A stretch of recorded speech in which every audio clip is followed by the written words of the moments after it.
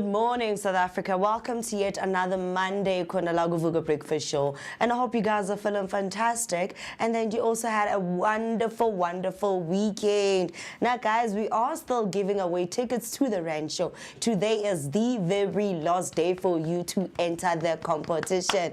Because come Thursday, Friday, Saturday, Sunday, Monday, it's all about the Rand Show, baby. But I hope you guys are also going to feel amazing when you finally also get a chance to see us face to face. And I also hope that to all the winners that have won the tickets from the past week will also we'll also pull through and also come and see us and also have an interaction with us. And obviously I go by the name of Afriberry, also known as Miss Berry Blaze. But to the darker the berry, the sweeter than Dun Dun. And yes, I am not here by myself. Now notisi kamazibugo.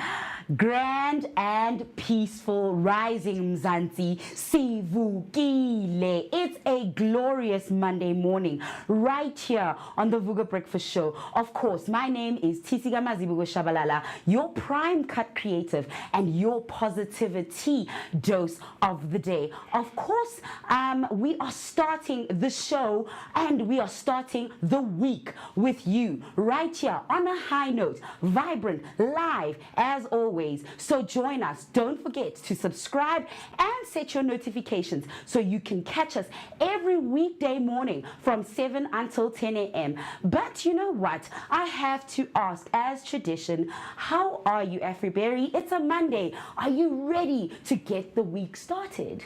No, I'm doing fantastic. It's a Monday. For me, I'm just like counting the days until the Rain Show. You know, so we meet different people, interact with different people that will be there, the amazing stars that will be happening, the big bounce, going to jump up and down, ocean wonders, going to see the oceanic seas that they actually have there. Not forgetting the Mama Magic Expo. Well, we're learning everything for mothers, by mothers, and learning all the different quality products that you can get for your little barbecue there at home. But guys, I hope it's getting born, and I'm also waiting for the dances that'll be happening there with all the live music acts that'll also be there. So guys, I hope you're going to be there with us and feeling fantastic. What about you though? I am ready for the week. Of course, I'm also ready for the Rand Show, and I hope you guys will come through and meet us and of course be at Joburg's best day out right there with us. Without further ado, of course, right here on the Vooka Breakfast Show, every morning we have a tradition that we do. As you can see behind me, I have what we call the picture of the day. I don't know if you know this place, but if you don't, I'm about to tell you where this place is. It is called the Johannesburg Zoo. So the picture of today, of the day today, is Johannesburg Zoo. So if you have ever gone to the Johannesburg Zoo or had an experience right there, we would love to hear more from you. Share your stories, share your experiences with us on our social media platforms. It's hashtag Vooka Breakfast Show. So without further ado, let me give you a little bit more on what the Johannesburg Zoo and what you can expect when you go there. So the Johannesburg Zoo, established in 1904 and spanning 55 hectares, houses over 2,000 animals across 320 species. Originating from the Bromfontein farm, it became part of the Herman Eckstein Park alongside Zoo Lake and the South African National Museum of Military History. Known for its white lion and Siberian tiger breeding success, the zoo transitioned from concrete cages to landscaped enclosures and remained unsegregated during apartheid due to deed requirements. Now corporatized, it offers tours, overnight stays, and features a modern parkade, continuing a dedication to wildlife and care. Wildlife care and enrichment. I don't know about you, but the Johannesburg Zoo is obviously a place where you can go and have fun with the whole family, visit, for a day, a relaxed day out. So, Berry, have you been to the Johannesburg Zoo? And of course, because I know you've got a son and you've got little ones at home, have you taken them to go and visit the Johannesburg Zoo? Well, I've been to the Johannesburg Zoo in my time. In my time, that was like back in primary, man. It's been such a long time, and unfortunately I haven't actually taken the little bambinos at home to the Johannesburg Zoo, but I'd really like to take them there just to explore the wildlife that's there, have fun. If they do allow us to pet the animals, then yay for us, and then have a little picnic with them and just enjoy some food though. What about you? Of course, I've been to Johannesburg Zoo. It's obviously a great place to be. Right next to it, there is the Zoo Leg, of course, where I've had some romantic picnics and fun days out with the family. Yes, romantic. I mean, like I've said before, I like being out in nature, under the sun, having fun. So, of course, that for me is just the perfect day out. So, a beloved urban sanctuary in the heart of South Africa's largest city. The Johannesburg Zoo is a vibrant institution and has been bustling with activity, celebrating its 121st anniversary in March 2025 with a series of engaging events. So one of the highlights was the special edition of the Zoo Trot on March 9th, marking 25 years of this cherished tradition. So here, participants enjoyed a 5-kilometer or 10-kilometer walk or run through the zoo's scenic pathways, surrounded by a diverse array of wildlife. This event not only promoted fitness, something right here on the Vooka Breakfast Show we are about, but it also was about community engagement and also supported the zoo's conservation efforts. Another one, later in that same month, on the March 29th, the zoo hosted what was called Jazz in the Light. It was a festival that transformed the grounds of Johannesburg Zoo into a lively music venue. Attendees experienced a fusion of jazz performances and illuminated displays, creating a magical evening atmosphere. So, of course, as you know, here on the Vooka Breakfast Show, our picture of the day is always places in Mzansi that we would like to put a spotlight on, showcase just for you, perhaps that you can visit on a day out or put on your bucket list for places to take Nyana a short lift with your friends and family for a fun day out. So without further ado, I would love Berry to tell us what you can expect right here on the Vooka Breakfast Show for today's show. Berry, tell our viewers and listeners what today has in store for them. Well, today you can actually expect to win tickets for yourself to the Rancho.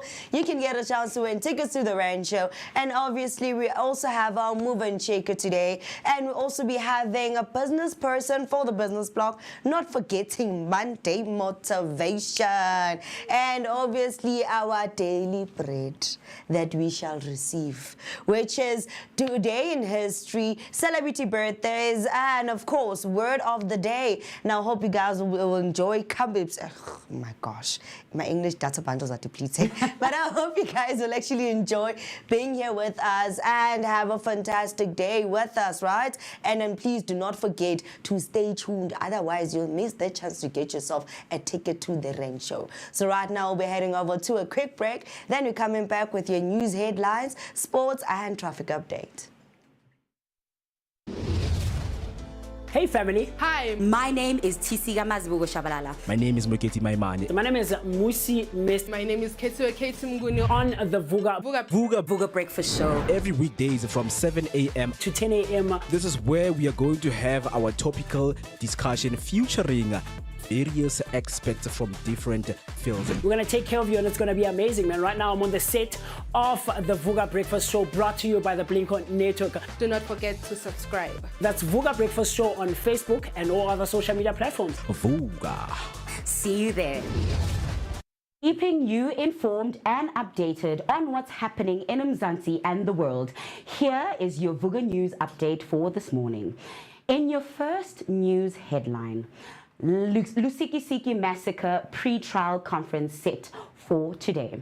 The mass shooting in Ngobozana village, Lusikisiki, in the Eastern Cape last September sent shockwaves across the country, and the families of the 18 victims murdered in the attack continue to live in fear. 5 other people were injured.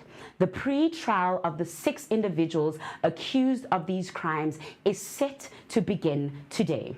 On your next news headline, DA continues court challenge over VAT despite talks with ANC. 2 of the major players in the government of national unity, the DA and the ANC, finally sat down for talks. While the DA described the meeting as productive, it remains firm in its opposition to the VAT increase. Federal Chair Helen Zille believes the powers given to Finance Minister Enoch Godongwane to impose VAT increase is unconstitutional. The party is also opposing the Expropriation Act. In your second last news headline, SAPU welcomes new border control measures. The South African Policing Union has welcomed new smart technology initiatives to tighten security at our country's borders. The plans were unveiled by the Home Affairs Department and Border Management Authority during the launch of this year's Easter operational plan. Next on your news headlines, the ANC's effort to save the GNU. The government of national unity has been plagued with rumors of division and strife as parties negotiate an uneasy balance of power. The ANC seems determined to keep the political union intact, holding meetings with other parties over the weekend. The DA, one of the other major players in this coalition, made it clear on Saturday in an interview with the ENCA that they have no intention of leaving. In fact, they plan to push their agenda as far as they can. Will the GNU survive the pressure, or will the fragile power-sharing alliance be shattered?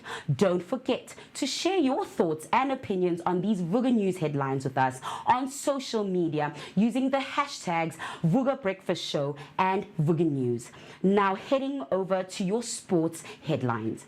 On your football news, Pirates edge Gallants to secure 3rd consecutive Nedbank Cup final.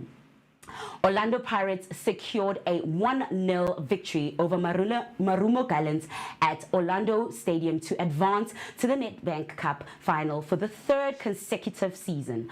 Pirates dominated possession and found their breakthrough in the 22nd minute when Kabelo Dlamini finished a low cross from Patrick Masangai.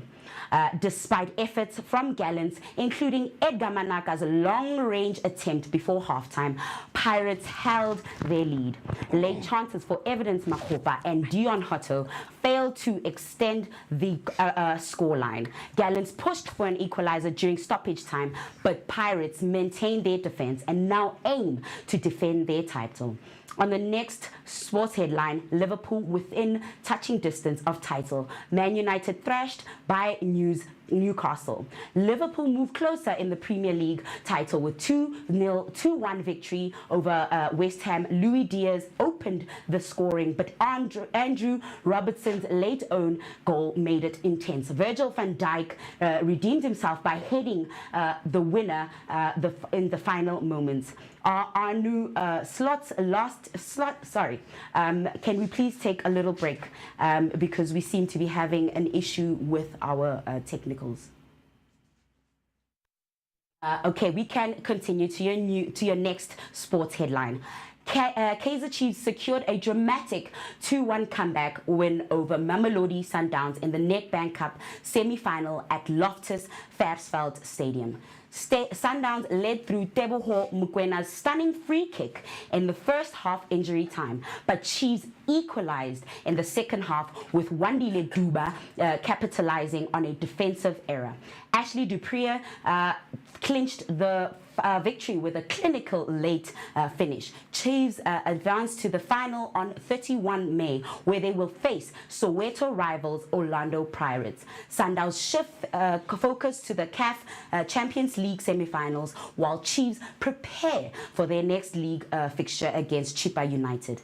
Now heading over to your motorsports news. McLaren's Piastri powers to mega win in Bahrain. Oscar Piastri claimed his 50th career victory at the Bahrain Grand Prix, securing McLaren's first win at Saker. The pole sitter dominated the race, finishing 15.499 seconds ahead of George Russell, who faced investigation for a DRS issue. Lando Norris finished third despite receiving a 5-second penalty. Max Verstappen struggled throughout ending in sixth. Piastri overtook Verstappen in the driver's standing, now trailing leader Norris. Chaos ensued with a safety car and restart, but Piastri maintained his lead. Charles Leclerc took fourth, Lewis Hamilton fifth, and Pierre Gasly earned Alpine's first points of the season. That is all for your news and sports headlines.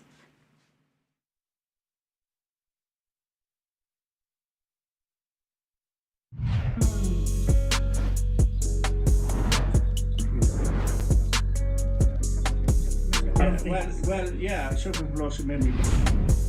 Yes. Wow.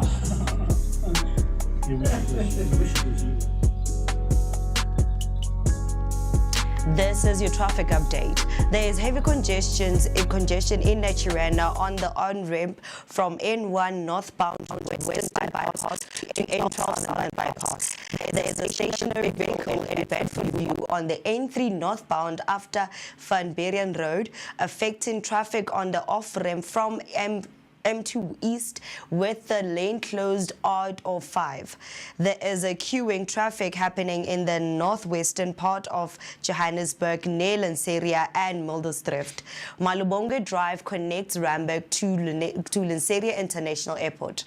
There has been an accident on the N1 South at Rigel Avenue, Pretoria, resulting in 2 lanes being closed. Expect delays in the area. There also has been an accident on the N12 highway before the Snake Road exit in Benoni, causing delays from Croft Road. That's all now for your traffic update. Now let's head over to our show and let's talk about everything we have for you. See you right now. Vooka Breakfast Show. We're out here in the heart of Soweto, Top Santon. This is right next to Zondi Hills, and just before you get to Broad Fisher Club. I'm out here. My name is Musi West. I'm out here with the one and only maximum temperature. I'm working my man. CC 7 and of course our station manager, the one and only Panel Lyric. And we're traveling out here, man. This is what we do on the Vooka Breakfast Show. Yeah, you gotta get it fresh. We are fresh and nice. Now it's time to take the information to the people. Of course, like Mo just mentioned, do stay tuned, comment, like, subscribe, share your thoughts and your opinions and everything else in between. We're going to be coming to a street to do live near you, wanting to know what your thoughts are out there on the streets. Of course, we've got TCO Vooka with the traffic update. Right now, we are going to N1 southbound to make sure that whatever that you guys get, it is real-time information. Yes, So, looking at Mukhorosi, we have robots that are not working right here, but the traffic is moving. We're going to look at when is your rush hour time, when people are from the work, or from school, Yes, right? sir. Yes, Gonna sir. give you your daily update. So do make sure that you stay with us. Mobile Vooka Breakfast Yes, Show. sir. Asante ya three.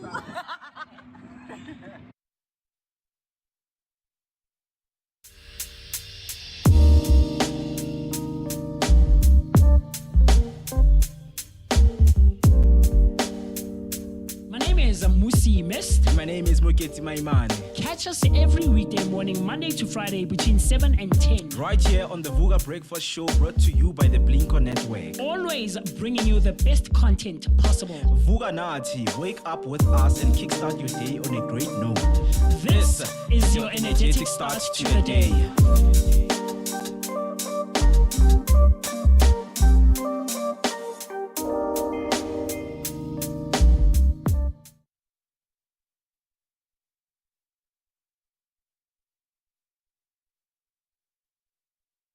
Welcome back. Welcome back. I hope everybody's feeling fantastic on this Monday morning. And I hope that you guys also had a fantastic weekend, eh? I hope you guys also kept safe over the weekend, because you know what? Weekends always have massive things that are always happening. But with the day getting started, we are still giving away tickets to the Rancho. So please do make sure that you get yourself so that you can go to the Rancho, and it's all about tuning in to the station and tuning in to our live in order for you to stand a chance to get a tickets to what's the Rancho. But you know what? Today, I just want us to like discuss the whole Lusikisiki massacre, because it's been going on for a long time, man. This is something that raises eyebrows when it comes to the point of violence in South Africa. The level of violence that we have in South Africa is very shocking. It is extremely, extremely shocking. So, guys, please tell me, what do you think about this whole incident in Lusikisiki? Yeah, I think since it's been said that the victims that were the families of the victims that were murdered in the attack continue to live in fear. I think that speaks a lot on how we can bring healing and safety to a traumatized community. So I don't know what extent the government or the officials are going in providing that safety and closure for those people who lost family members, and of course, like I said, still live in fear of what could happen to them.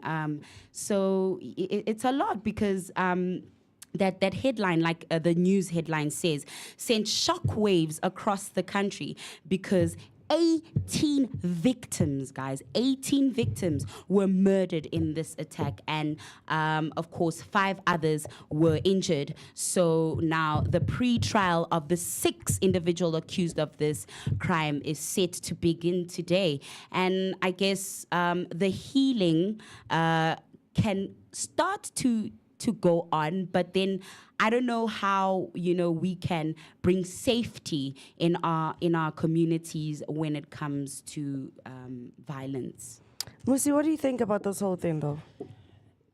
I feel like morning, by the way. Morning. But I don't know, man. Like we've said so much, and every now and again there's something happening in our country. Every now and again there's something happening, and almost every other morning we're waking up to sad news and disturbing news and news of violence and news of GBV and things of that sort. So honestly, I honestly don't know how to feel about it.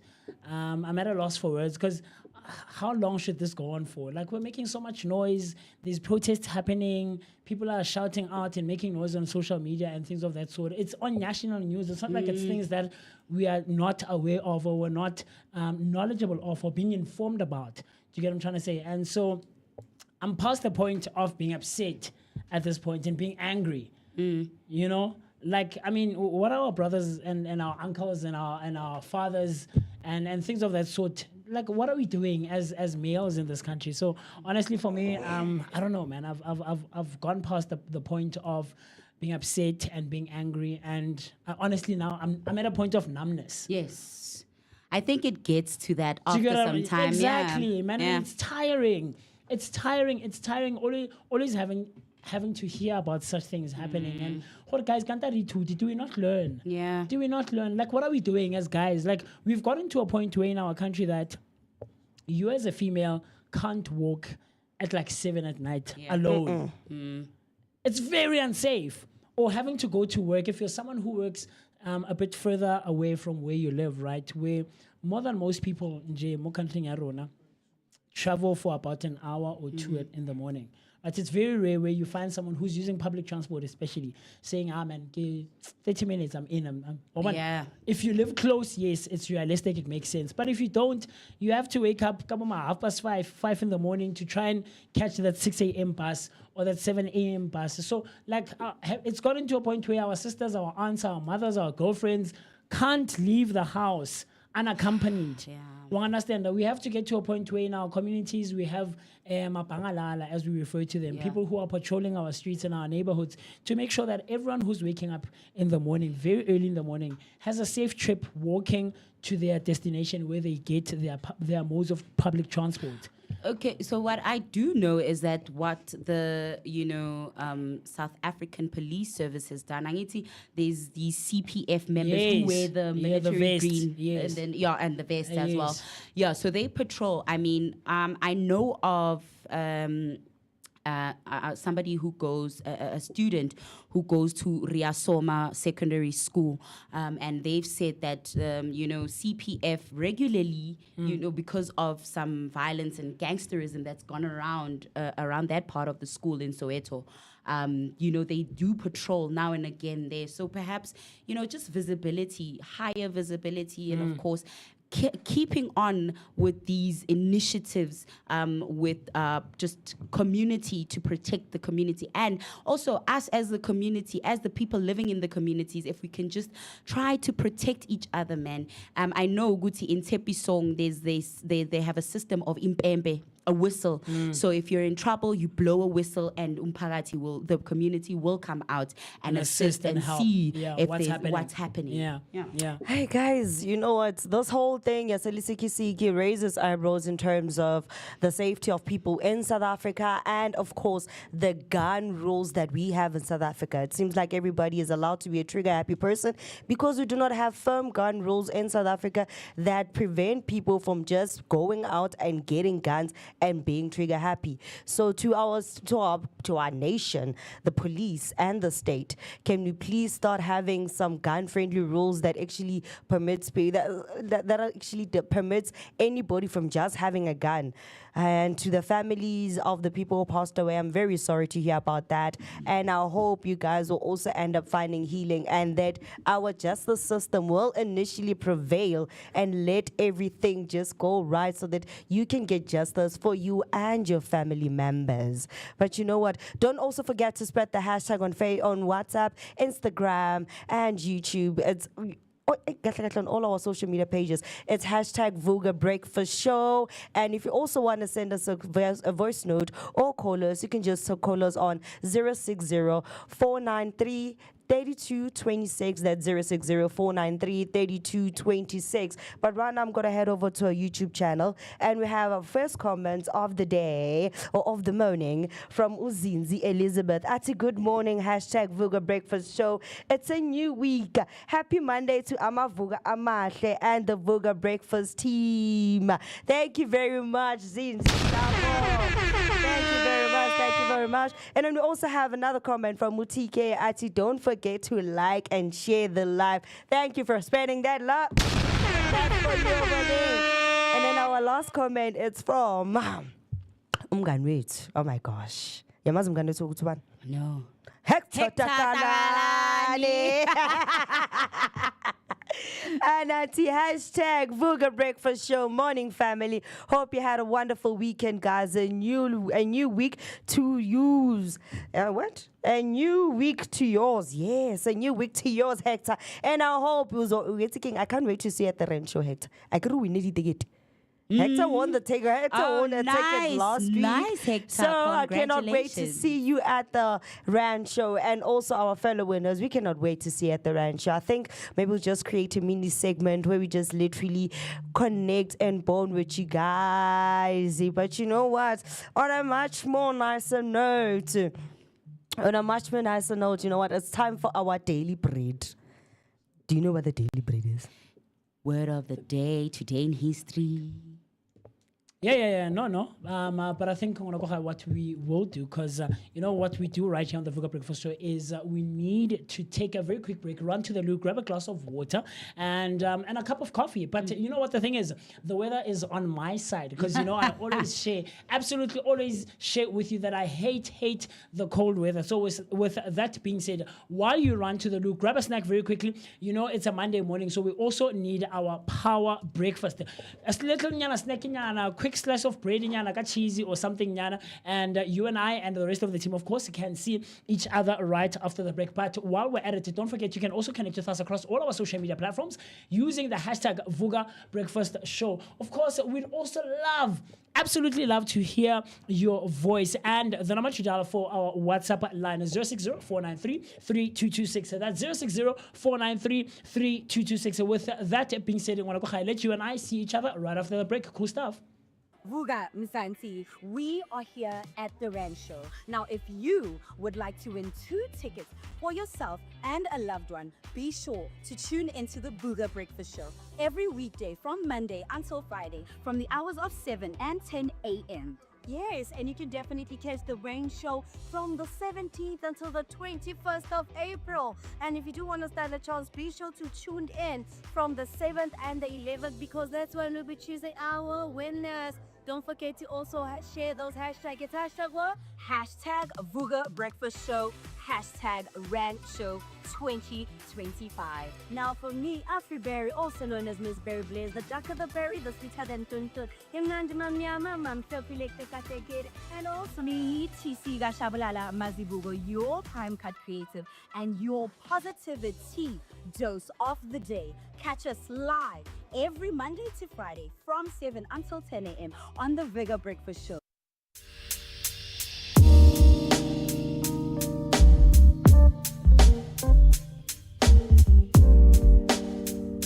My name is Musi Mist. My name is Moketi Maimane. Catch us every weekday morning, Monday to Friday between 7 and 10. Right here on the Vooka Breakfast Show, brought to you by the Blinko Network. Always bringing you the best content possible. Vooka Nati, wake up with us and kickstart your day on a great note.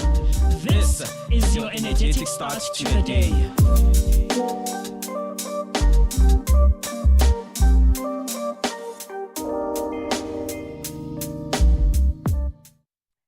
Welcome back. We are back yet at it again, guys. So I hope you're also still feeling fantastic and then you're still going to enjoy being here with us. So today, just before I go into our daily break, do not forget that we have a motivational speaker, Eric from Mullen, who's also going to be coming through and giving us some motivation on this Monday, because we all know that Monday has its own blues. And then we'll also be having an author by the name of Ava Fallon.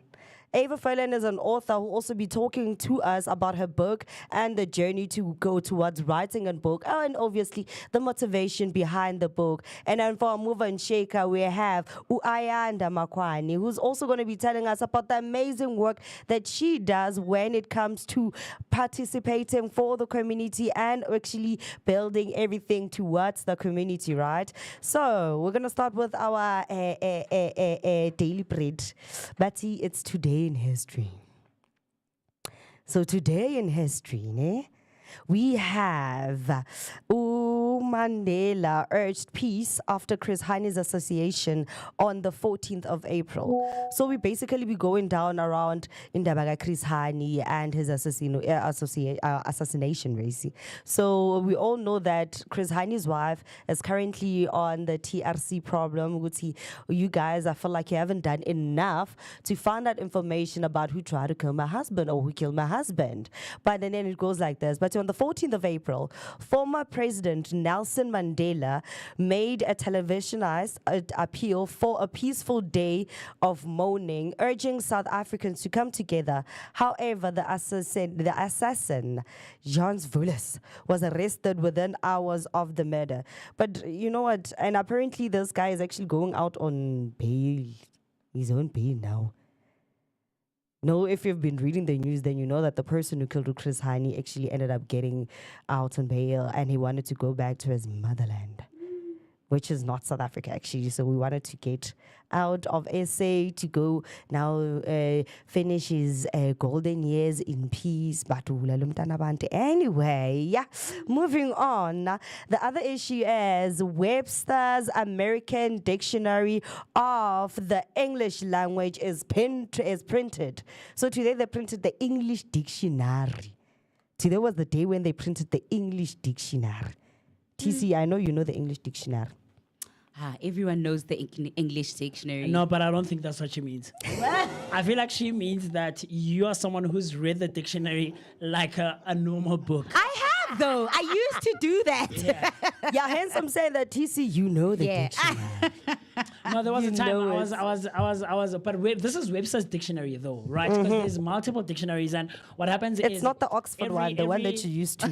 Every now and again, the dictionary is updated, right? Because there's new words being added, and even slang words now have started being introduced as day-to-day words that we can use in our vocabularies. Because we always get into it over the day, but that's very interesting. So I think a couple of months ago, if like 2 months ago, or just when we started out, I was telling Ubanele, I think you were not here on that day, and Kate was still around, and we were just playing around here in the studio, and we were rapping and stuff. And so I was telling Ubanele and Mo that back in the day, I used to be like a young sci-fi okay. I was that guy. And so back then, when we used to spit and rap, we were very, very intrigued by using big words. I know, big sounding ciphers. words, Yeah, man, quintessential, stuff like that. And I was telling one that I used to use the thesaurus.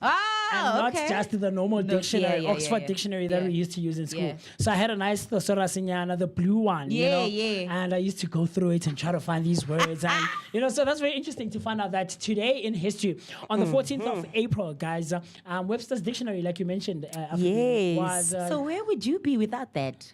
I don't know. I'd be very lost. I promise you. You would have been my lost in ciphers those would have days. been, my ciphers would have been... They would have been mid. Blend. Very blend. mid. Yeah. Very monotonous, Yeah. man. Maar either way, let's simple English right to my face.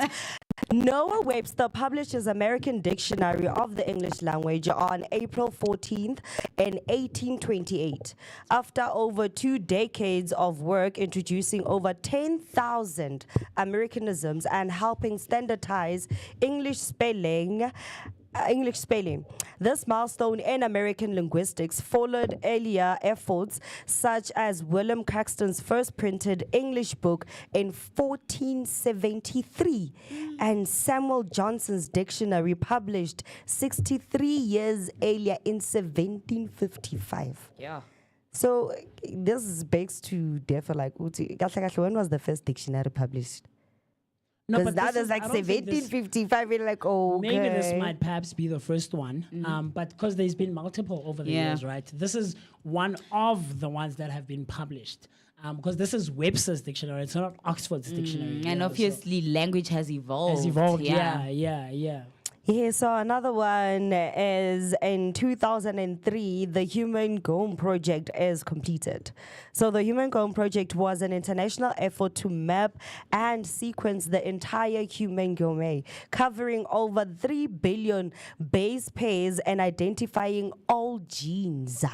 It was the largest biological collaboration in history involving global research centers and government funding, declared complete in April 2003, with 92% of the human genome mapped and achieved at gapless assembly by January 2022. Oh my God, I just can't believe I said it like that.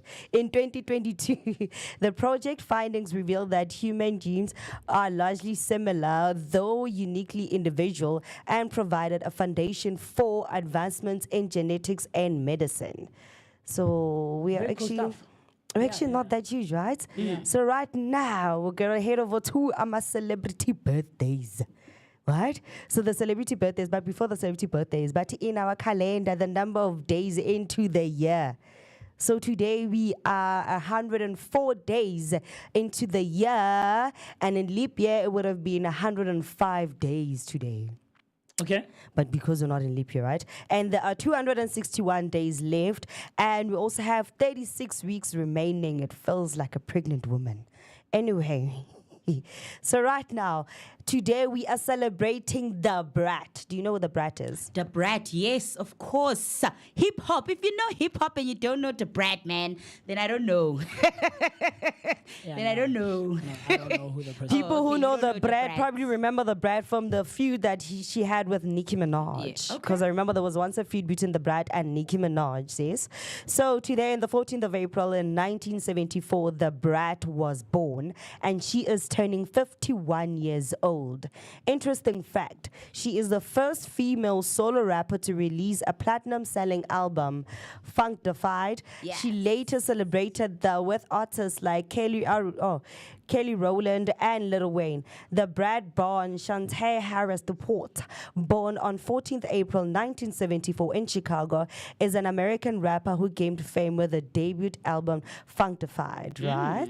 And then right now, in 1994, the first platinum certified album by a female solo rapper signed So Def Jam Records. She released successful albums like Anathorium in 1996 and Unrestricted in 2000, with hit singles such as Get a Love and Funkified, known for collaborations with artists like Mariah Carey, Little Kim, and Damn Franchise Boys. She has received 2 Grammy nominations and remains an influential figure in hip hop. So the brat has done quite a lot of things, right? Especially in hip hop. And then today we are also celebrating Teleman. I don't know if you guys know Teleman. Teleman is a South African musician, and he was born on the 14th of April 1991, and he's turning 34. So Teleman, interesting fact, his journey from a passionate young boy to a celebrated artist is a testament to his unwavering dedication and boundless creativity. Teleman, born Telemusa Samuel Owen on April... What's wrong? April 12. Can't you today 14? It is. No, but read what's written. There's something. April 12, 1991 in Durban, Yeah. South Africa, is a singer, songwriter, and producer known for his chart-topping single Mayo. Inspired by his mother, he pushed music at 15, releasing multiple successful projects like Mind vs. Hard and God Decides. He collaborated on the Soul Candy Sessions 15 compilation and signed major record deals with Universal Music, Motown Records, Virgin EMI, and Def Jam Recordings Africa, establishing himself in the music industry both locally and internationally. But this thing I'm at date anyway. Blade Nzimande. Do you know who Blade Nzimande is? Blade Nzimande. Marawena, Free Berry. Monday. How loyal Sala Quation? Ah. That's what he always does. Anywho, namhlanje kukhulu Blade Mzimande, born on the 14th of April 1958. Oh, my grandmother's older than him. Okay. Anyway, he's turning 67 today. And an interesting fact, Nzimande formerly served as the Minister of Higher Education, Science and Technology from 2019 to 2024. Bonginkosi Emmanuel Blade Nzimande, born on the 14th of April 1958 in Enedale, South Africa, is a politician, sociologist, and former anti-apartheid activist. He has been a cabinet minister since 2009, serving in various roles, including Minister of Higher Education and Training, Minister of Transport, and Minister of Higher Education, Science and Technology. Currently is the Minister of Science and Technology and Innovation. Nzimande was also the General Secretary of the South African Communist Party from 1998 to 2022, contributing significantly to South Africa's political landscape. Well, that begs to differ. Anyway, so Konamanje, we also have JP Dumini. Yeah? Dumni. Duomani. I don't know. Maybe I'm just taking like a shot in the dark here. JP Duomani, born on the 14th of April in 1984, and he's turning 41 today. Now, the interesting fact about him is that he played for several clubs and several leagues. JP Dumini, born on April the 14th, 1984 in Cape Town, South Africa, is a former international cricketer renowned for his all-rounder skills as a left-handed batsman and right-arm off-springer. Representing the South African national team, he made history as the first South African to achieve a Cricket World Cup hat-trick in 2015 and was vice-captain of the T20 team. Over his career, he excelled in domestic and T20 franchise cricket, including the IPL and PSL, and retired from all international formats in 2019. Post-retirement, Dumni transitioned into coaching, serving as Paarl Royals head coach and South Africa's limited over batting coach, while also contributing as a cricket commentator. Do you guys know who JP Dumini is? JP Dumini is a South African cricketer. I think I've heard of him before, but like I said, I'm not really a sports person, cricket, any of that. No. So there was a time in my life where I was quite big on cricket. Okay. I followed our national team quite closely. You know, and because my cousin and my grandmothers at the time were very huge as well on cricket. Yeah. So it was a thing at home where we would sit and cricket, and that's where I learned how cricket works and the rules and just the functionality of the game in its entirety. So it was very interesting for me, and because I'm also I'm not so big on sports, but yeah, I know who JP Dumini is, and he was an amazing cricketer. He used to play Lebo Hashim Amla. Oh yes. I know he was there when Kagiso Rabada also started playing and stuff like that. So yeah, man, he's that other black cricketer. Makandini. Yeah. Me, I only knew cricket. He was also there when JP Dumini were. They played for the national team at around the same time. Okay. But of course, because Makaya was slightly older, yes. He stopped playing and went into commentating first before JP stopped playing. So yeah, very interesting to find out that he's celebrating his birthday today on a Monday morning, the 14th of April. Yeah. Oh wait, so Hector kind of gave me like an update, right? Mm-hmm. So quickly on our YouTube comments, we have Usimane Kalani. I love it. Can't wait to see you at the Rancho because you also won tickets. So at hashtag Vooka Breakfast Show. Good morning, beautiful people. Sivugile. And then the most interesting one is Hector Takalani coming back at the hashtag on this day. We mark 39 episodes.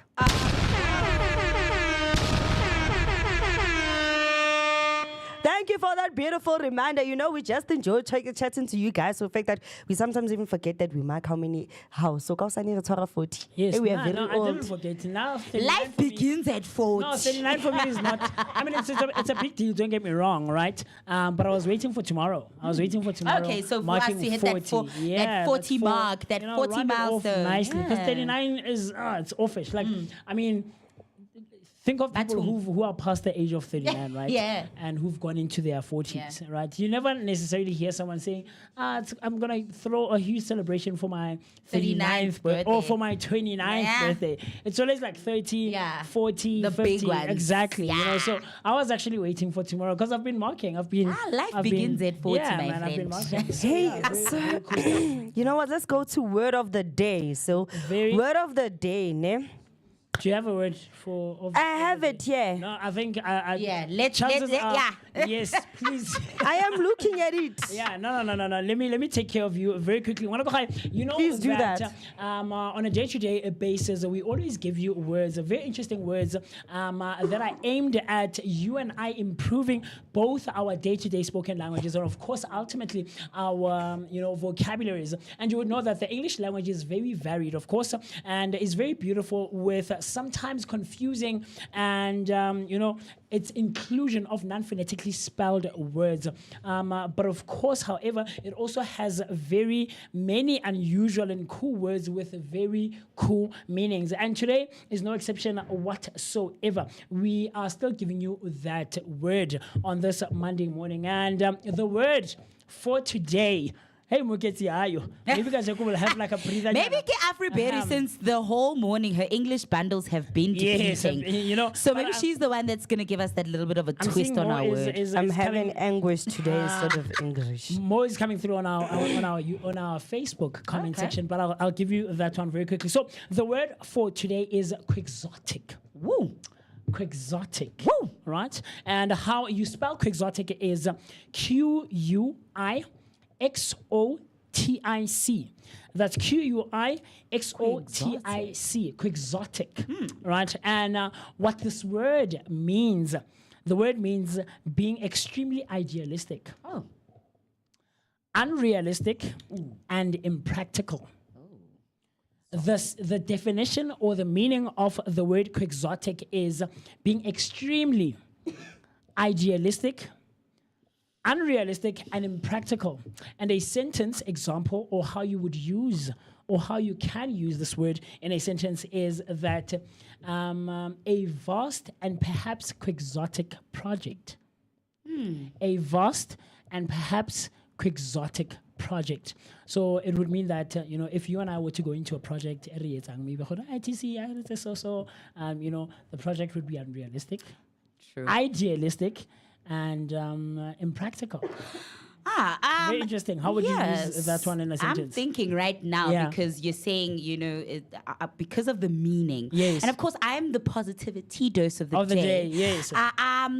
Being too positive is quixotic. Because, in life there needs to be a balance. Okay, right? I can see why you'd say that. Yeah, because being positive all the time is can quixotic. be a bit quixotic. Yeah. Very cool. I like that. Yeah. I like that. This takes me back to the conversation that Mo and I had a couple of weeks ago with Osvaldo, and on a Monday morning, I think, did he come on a Thursday morning when we were doing spirituality? I think we were. No, not spirituality. Was it not the mind basket? No. Okay. No. It was either Monday motivation or personal. No. He came again a third time around. I forget what the conversation. He loves was about. us. He loves us. Part of the conversation was saying was that exactly what you're talking about, where you have to strike a balance. Yeah. Right? Because being on such a high can also take away from you. Yes. And you have to try and figure out and outline the drawbacks on that high. That high. and so you need to try and strike a balance within yourself and within your surroundings and your environment and the world that you're essentially living in, man. So I understand why you would say being too positive can be a tad bit quixotic. Exactly, Yeah, because I mean, we are going to have, for Monday Motivation, we are going to have a guest called Eric Vermeulen, who deals with behavioral, well, I can say he is more focused on behavioral strategy, leadership, and motivation. So on that quixotic note, we are going to explore the angle and topic, the behavioral edge, how mindset shifts can drive motivation and leadership. And we are not going to do it in a way that is quixotic. Yes, a way that is not unrealistic, Exactly. idealistic and impractical. But you know what, TC? Let me tell you, man. I'm on a bit of a nice note this morning, and how I actually wanted to start out this morning. All right. This has been something that's on my mind since yesterday, and I'll tell you why in a second. And so I wanted to start the morning by saying, "Vele nqangi uNkulunkulu wokhokho bethu, siyalibiza igama lakho, uphakeme wena, dumiseka, babazeka." Very, very, very, very cool stuff. And what that essentially means, is that it says, "Almighty, the God of our ancestors, today we call your name, and you are absolutely the most high, right? And let all praise be given to you." And the reason I say that, TC, I don't know if you can remember, a little over a month ago, or if not 2 months ago, there was a day where I said this Monday marks the start or the first Monday of the Lent season. Oh, yes. Remember you did that? say, yes. Right. And what we celebrated, or what was celebrated yesterday worldwide, was Palm Sunday. Oh, yes. I don't know if you Palm guys went to church, right? I didn't get an opportunity yesterday because I was planning to, but things got in the way. Things happen in life. Lives. Right. Life was man. lifing. Yeah, so what was being celebrated yesterday is Palm Sunday. And you would know that in our Christian faiths and in our Christian teachings, Palm Sunday marks that we're very close to the Easter season the Easter weekend, right? And today, also on this Monday morning, marks that it is the first day in the Holy Week. Right, so very, very cool stuff. A lot of people will be celebrating Easter this weekend, the Holy Week essentially. And in our Christian faith, we know what we were taught, and it struck a thing for me. Something that I'd like us to get into a bit later on, not today maybe, but try to figure out and learn and dissect essentially. As people who go to church, maybe you're someone who is an adamant individual who is a church goer on a Sunday basis every Sunday. Do you go because it's ritual? Do you go as a routine? Do you get what I'm trying to say? Or do you go with intention. With intention and the understanding of what church signifies, and especially when we get to these holidays, Holy Week, Holy Thursday, the celebration of Easter and stuff like that. Because Easter Monday, next week Monday, but it's family day, but do we actually understand the significance of this entire weekend? So for me, that was the thing. I mean, to most people, I would love to say that when it comes to such, it's obviously a personal experience. Yes. Hence, even when we have guests here on the Vooka Breakfast Show for spiritual alignment, the overall message is that your relationship with your higher powers, your higher being, is a very personal one. It is one you walk alone, one that you discover for yourself and that you create significance for yourself. So now, of course, now I've seen that with modern life, we are starting to gravitate towards redefining certain religious, spiritual, cultural, traditional ideologies and concepts for ourselves. And I love it for us because, obviously, like Musi just said, that we are going into Easter. And Easter, what do we have Easter? The Rand Show. Yes, absolutely. And the Rand Show is about about spending time with your family, creating memories. Yeah. And it has nothing to do with religion, but it has everything to do with connecting, reconnecting, having fun, being out, and of course, just being people who are a community exploring and getting into things together and having fun, man. I love Yeah. having fun. Yeah. I love having fun. So Mara, me I have an ask. what's the ask? Me, I didn't have a Sunday school things, ne? Yeah. Okay, no problem. But a quick ask: what is Palm Sunday? Musi just explained.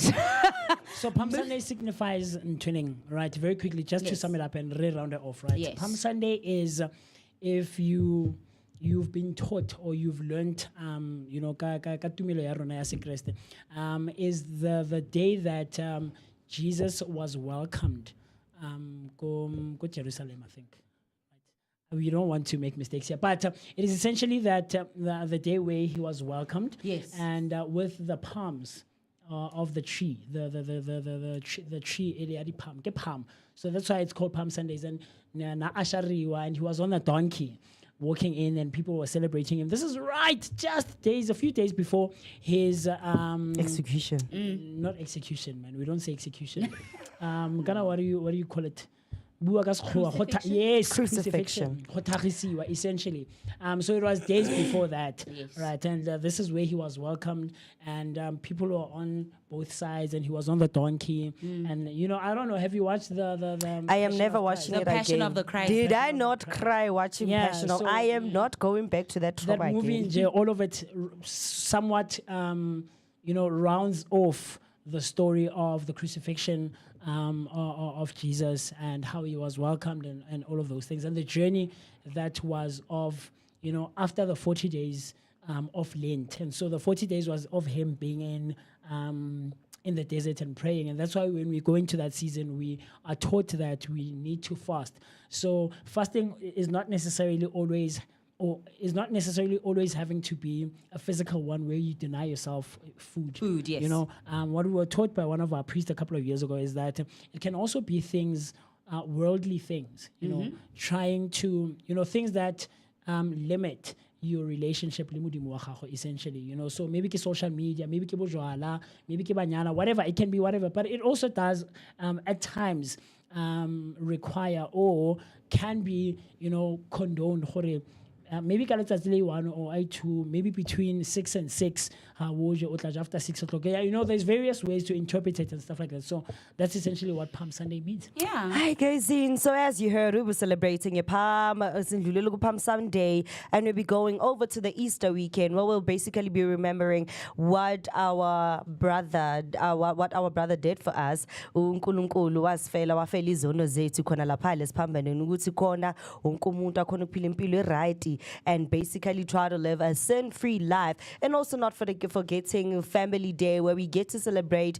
family and also experience the amazing the feeling of having a family. But obviously, we're also going to head over to the Rancho and also enjoy our Easter weekend, Kona La Pale at Rancho. And do forget to also stay tuned throughout the rest of the show so that you can stand a chance to win your tickets to the Rand Show. Don't forget that you can also contact us on 060-493-3226. That's 060-493-3226. But khona manje sithatha ikhefu elincane masicedile sibuye. Ungayi ndawo. Vooka, Msansi, we are here at the Rancho. Now, if you would like to win 2 tickets for yourself and a loved one, be sure to tune into the Vooka Breakfast Show every weekday from Monday until Friday from the hours of 7 and 10 a.m. Yes, and you can definitely catch the Rain Show from the 17th until the 21st of April. And if you do want to stand a chance, be sure to tune in from the 7th and the 11th, because that's when we'll be choosing our winners. Don't forget to also share those hashtags. It's hashtag what? Hashtag Vooka Breakfast Show, hashtag Rant Show 2025. Now for me, Afriberry, also known as Miss Berry Blaze, the darker the berry, the sweeter than tuntun. And also me, TC Gashabalala Mazibugo, your time cut creative and your positivity dose of the day. Catch us live every Monday to Friday from 7 until 10 a.m. on the Vooka Breakfast Show. Welcome back. Batie welkom terug, mense. You're still chilling Konalana with us, Vooka Breakfast Show. And I hope that everybody is feeling fantastic and that you're feeling happy, Konalago Vooka Breakfast Show, because we are still back and we are still here. About TC, we are forever smiling. And I gotta give you smiles, man. It's a Monday, and I am the energetic dose of the day here on the Vooka Breakfast Show. Of course, we have to keep you smiling, keep you warmed up, and keep you motivated, boosted for a good day. Absolutely. And the one thing that I didn't do, as per usual, right here on the Vooka Breakfast Show, is welcome you and greet you. Because what I get about TK was gonna come through on our comment section. Musi, you don't greet. Musi, you don't greet us, right? And last week I was very intentional. I don't know if you were watching. Was it on Thursday maybe when you were not here, TC, or you were here? And I was intentional. I knew exactly what I was doing, right? But let's get right into it. Look, man, what really promises to be your favorite rendezvous right here on the Vooka Breakfast Show every weekday morning, Monday to Friday, taking such good care of you. The Vooka Breakfast Show brought to you by the Blinko Network, where you and I, and of course the rest of the team, can have such a positive and great energy exchange, and where you and I can share our thoughts and our opinions and everything else in between. Can't wait to hear from you. I see that people are coming through on our YouTube page, and of course the Facebook page, right? Make my money coming through on Facebook. Yes, coming through on Facebook, right? Yes, no. Maximum temperature. Coming through on generator. He's coming through on Facebook saying shout out to Oscar Pistorius, I'm assuming, for winning the F1 or Oscar Piastri. Yes, I did the sports headlines. Lena was. Wait. Pistorius, no. F1. So, shout out to Oscar Piastri for winning the F1 for McLaren's team. #Vooka Breakfast Show. And then he comes back again. And Afropera, I want you to give me a pop, right? Yes. Because yesterday and today and for the rest of the week, I'm a Costa Chabulida. He says that as a Chiefs fan, I'm super happy, and yesterday I cried tears as we won. Cousin for life. Absolute drama of Kaiser Chiefs fans. Let me tell you, right? Because people have thrown in the towel for our team. Vele, right? I've And it's said. fine. And it's fine. People are entitled to their own opinions, right? But we slogan is Kosi for life. Fela. Kosi for life. We die with them, we rise with them, and we win with them. And whether we win the final or not, the fact we got there and we beat the beat Sundowns favorite. and the odds, right? Because everyone was against us. And let me tell you, as a non-Chiefs fan, right? Who do you think was not happy last night? And it wasn't even their game. Who do you think was not happy? Everyone else. Absolutely. Not even Sundowns. I mean, Sundowns obviously because they lost, right? Yeah. But Pirates.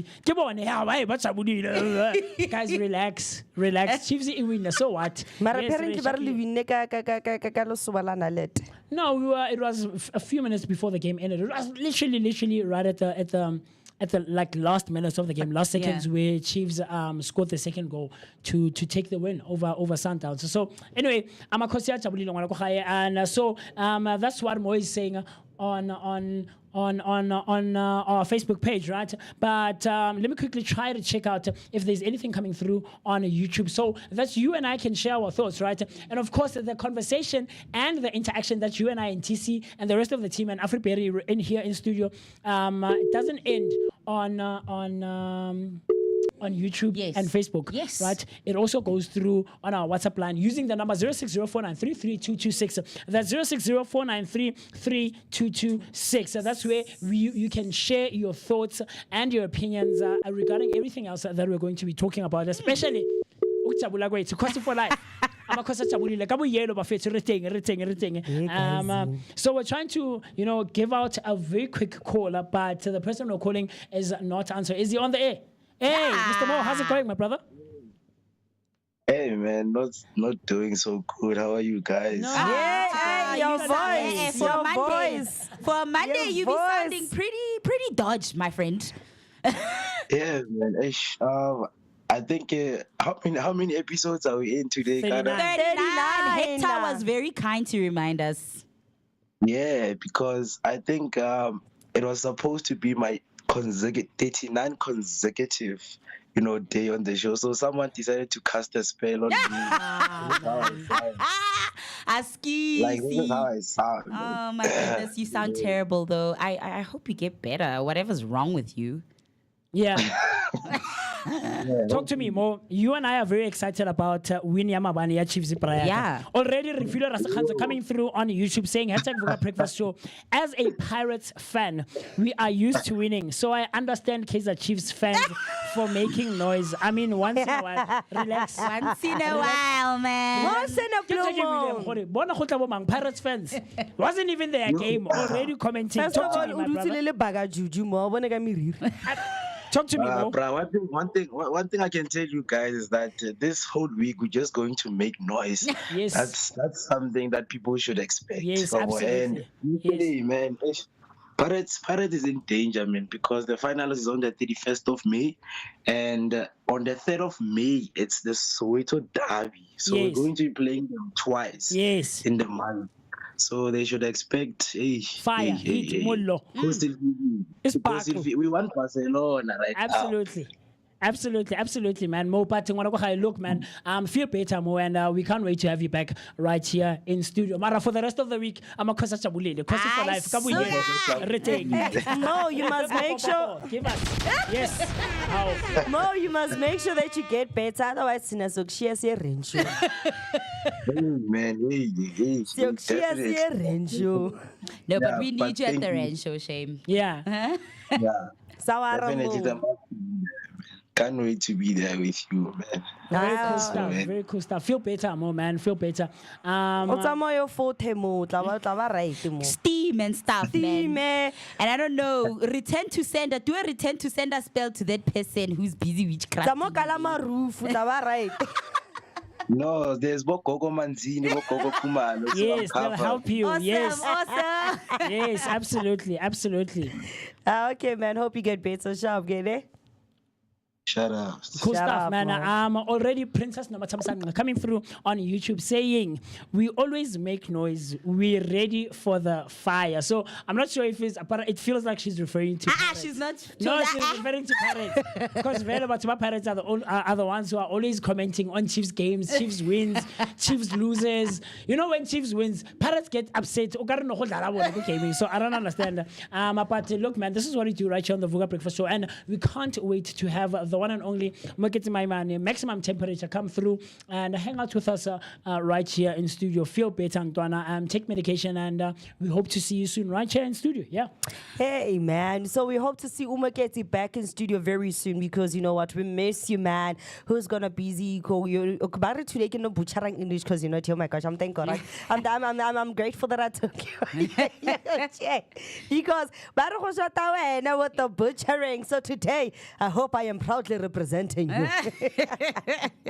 But yes, guys, I hope you guys are also feeling fantastic because we heard that our guest, Miss Ava Fallon, is also on the way. Remember that she is an author. So she'll basically be taking us through the world of mystics and the world of intrigue and mysteries. Because the books look like very mystical books. So when I look at Valhalla, Vikings, and you've seen the stories, then you'll probably be able to understand the in-depth conversation that we'll be having with her regarding the shows, right?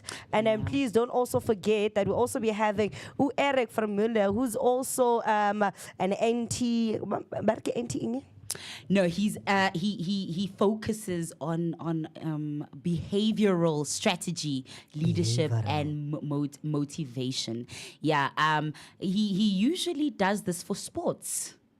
He usually does this for sports. So he, I think it's to do with, but we will find out, man. He's about to be on our show right now at 8:30. So he will tell us more on what he does, and we'll get into what he does with him right here on the Vooka Breakfast Show. So don't go anywhere and stay tuned for that very insightful, motivational interview. And yes, around 9 o'clock, we'll be having Ayanda Mkwani, who's a mover and shaker, doing amazing work and amazing things for the community, man. I hope you guys will be ready because there's nothing that we treasure the most like people who are out there and representing the community and making sure that the community has amazing things and that we are all supported and that we all find our passion and love. But you know what? Right now, we're going to take a quick break, check out how the weather is doing, and then we'll be back with Miss Ava. She's already in the studio. Let's start over for a quick break, guys. See you when you come back. Vooka, Msansi, we are here at the Rand Show. Now, if you would like to win 2 tickets for yourself and a loved one, be sure to tune into the Vooka Breakfast Show every weekday from Monday until Friday from the hours of 7 and 10 a.m. Yes, and you can definitely catch the rain show from the 17th until the 21st of April. And if you do want to stand a chance, be sure to tune in from the 7th and the 11th because that's when we'll be choosing our winners. Don't forget to also share those hashtags. It's hashtag what? Hashtag Vooka Breakfast Show, hashtag Rand Show 2025. Now for me, Afriberry, also known as Miss Berry Blaze, the darker the berry, the sweeter than tuntun. Himnandi mamnyama, mam felpilekte kategid. And also me, TC Gashabalala Mazibugo, your Prime Cut Creative and your positivity dose of the day. Catch us live every Monday to Friday from 7 until 10 a.m. on the Vooka Breakfast Show. Hey family. Hi, my name is Tisiga Mazibugo Shabalala. My name is Moketi Maimane. My name is Musi Mist. My name is Ketua Ketumguni. On the Vooka Vooka Breakfast Show. Every weekdays from 7 a.m. to 10 a.m. This is where we are going to have our topical discussion featuring various aspects from different fields. We're going to take care of you and it's going to be amazing, man. Right now I'm on the set of the Vooka Breakfast Show brought to you by the Blink-On Network. Do not forget to subscribe. That's Vooka Breakfast Show on Facebook and all other social media platforms. Vooka. See you there.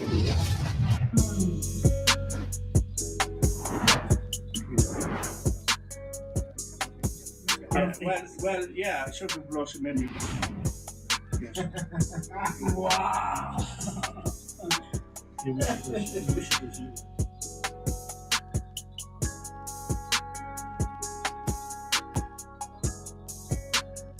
Welcome back, guys. I hope you're feeling fantastic because right now we are here with our guest, an amazing author by the name of Ava Finner, who's going to be telling us about the amazing book that she wrote. And obviously, we'll also be learning the whole motivation around the book. So, welcome to Vooka Breakfast Show, Miss Ava. How are you doing? Hello. I'm very good. How are you? I'm doing fantastic. Thank you for asking. So, would you mind giving us a quick background on who Ava is? Who is Eva? Okay, I'm an author from Germany. I have written now almost 5 books on my book series, The Highlanderess, and it will be in the future, will be translated in English. Now we are on book 2. So in Germany, it's already quite a success, and I'm living in South Africa, and I decided to also distribute it in South Africa.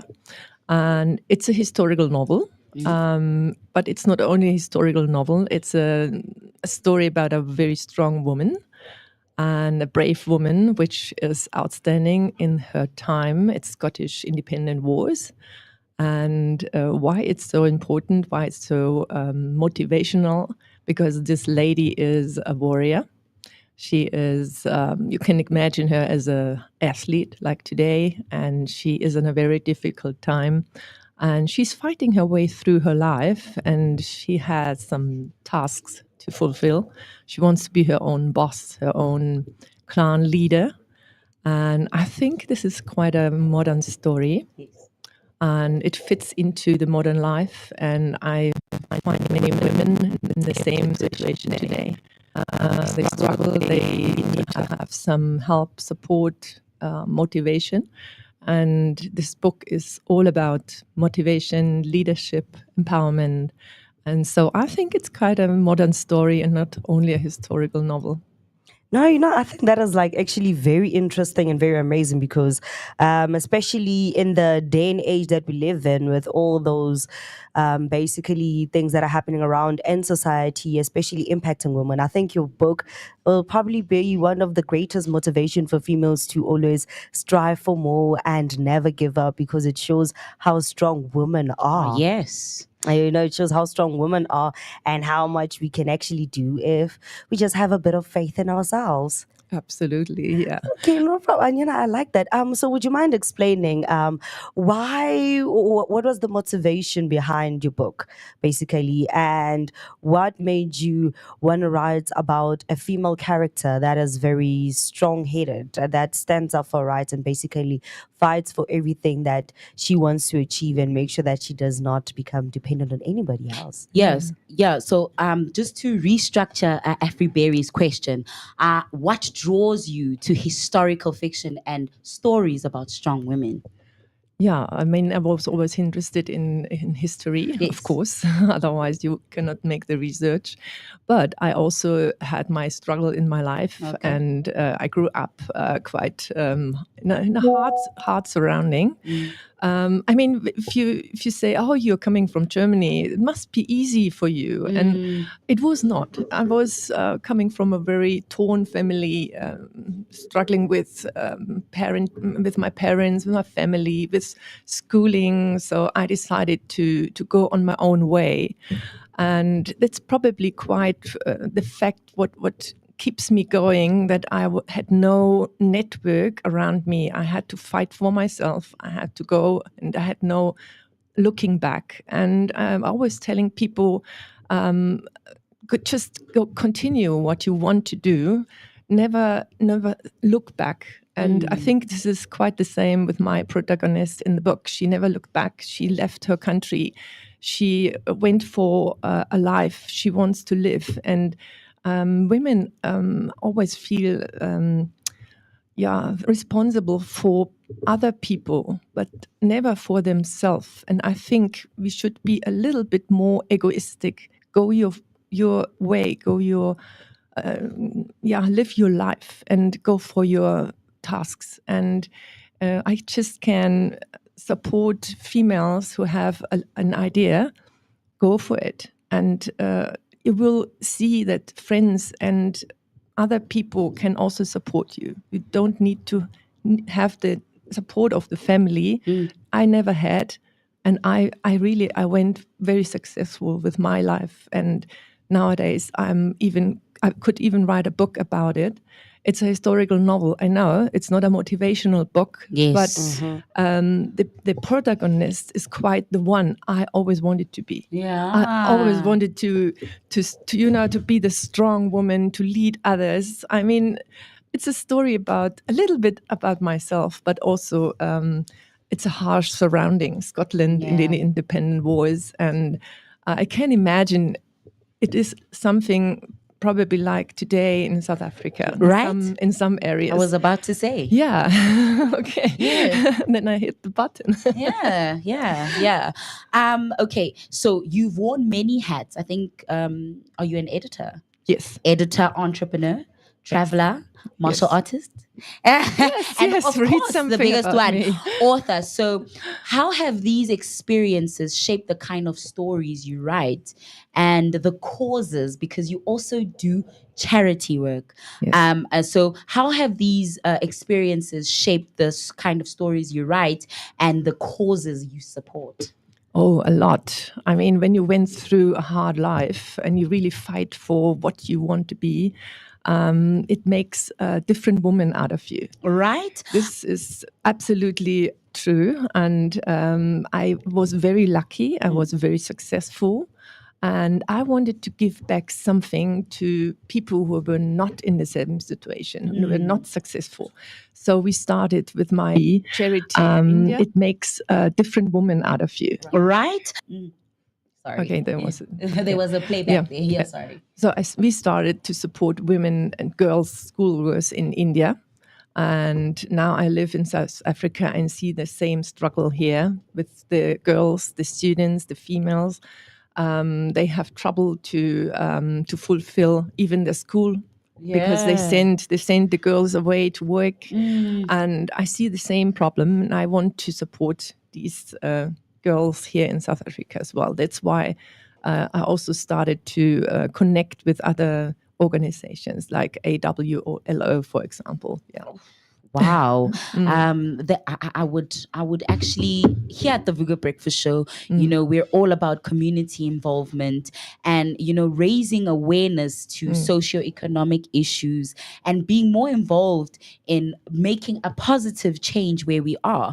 So I think your story and your cause and what you're trying to achieve, and of course, the way that you're saying that your experience is the fact that you're seeing that there is a consistent struggle that you are noticing, whether it's here in South Africa or abroad, for women, and that you want to be the positive change and drive that social change amongst, you know, women, and giving them that strength and assisting where you can. I think that's so admirable.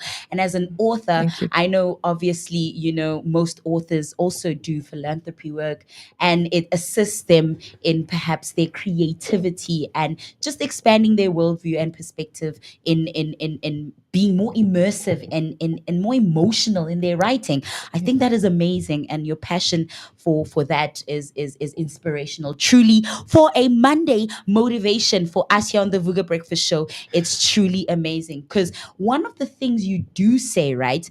You say life writes the most beautiful stories.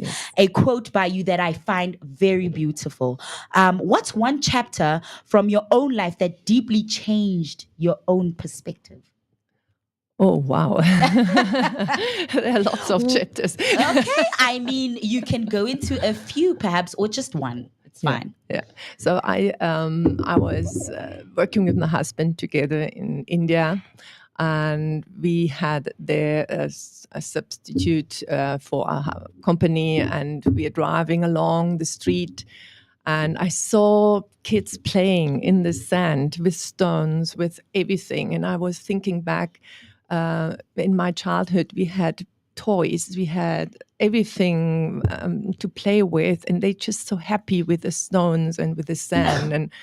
And the next time I went to India, I brought the toys of my children, my own children, and it was a suitcase full of toys. I brought to them, and they were so happy. And I thought by myself, why we cannot make a change? It's so easy to give them some support and to give them something they never had before. And then we created the idea to build up a school, for those children who had nothing.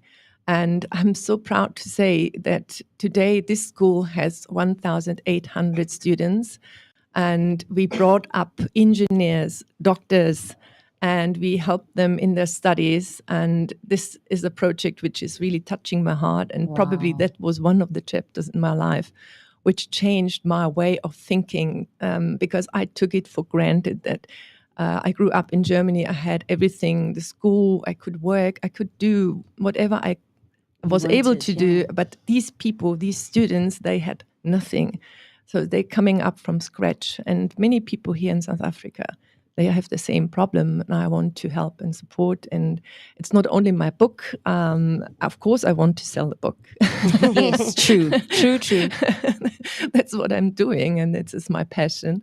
But I see also the people around me struggling, and especially the females. Right. And they are so strong, I can tell you. These South African women, they have something in their soul which is different to what we are. There's a beauty in the souls I'm seeing, and it's inspiring me a lot. And I want to really support and help. That's beautiful. Yes, Africa. No, I see like you have some pretty amazing work that you have done throughout the world. And that is pretty amazing because, you know, I believe that one can be a giver, but giving open-heartedly is one of the greatest blessings, because that's where you also see your life having much more of a bigger and positive impact each and every single day. And purpose, right? Yes. You just get a great sense of purpose when you wake up knowing very well that that I've done all that I can to be the change that I want to see in the world. Yes. And not only through your writing or your words, but also physically you've done the work, and that's admirable. Thank you. You know, so for much. that one, you actually deserve this.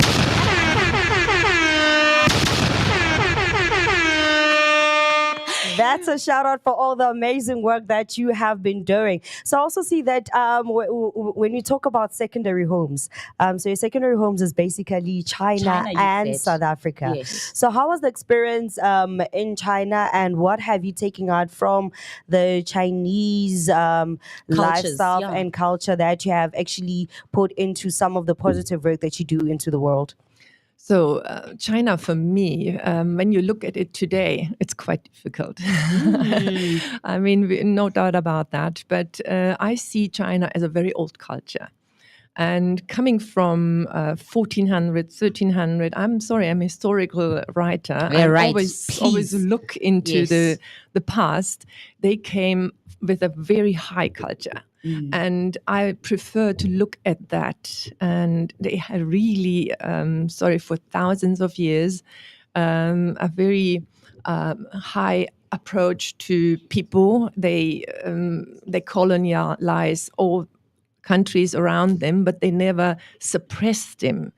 So they helped them getting rid of pirates, whatever. This is the story of China, finally, and they're not that bad. And I think when you look at them as a really high culture, just losing in the last 100 years a bit of their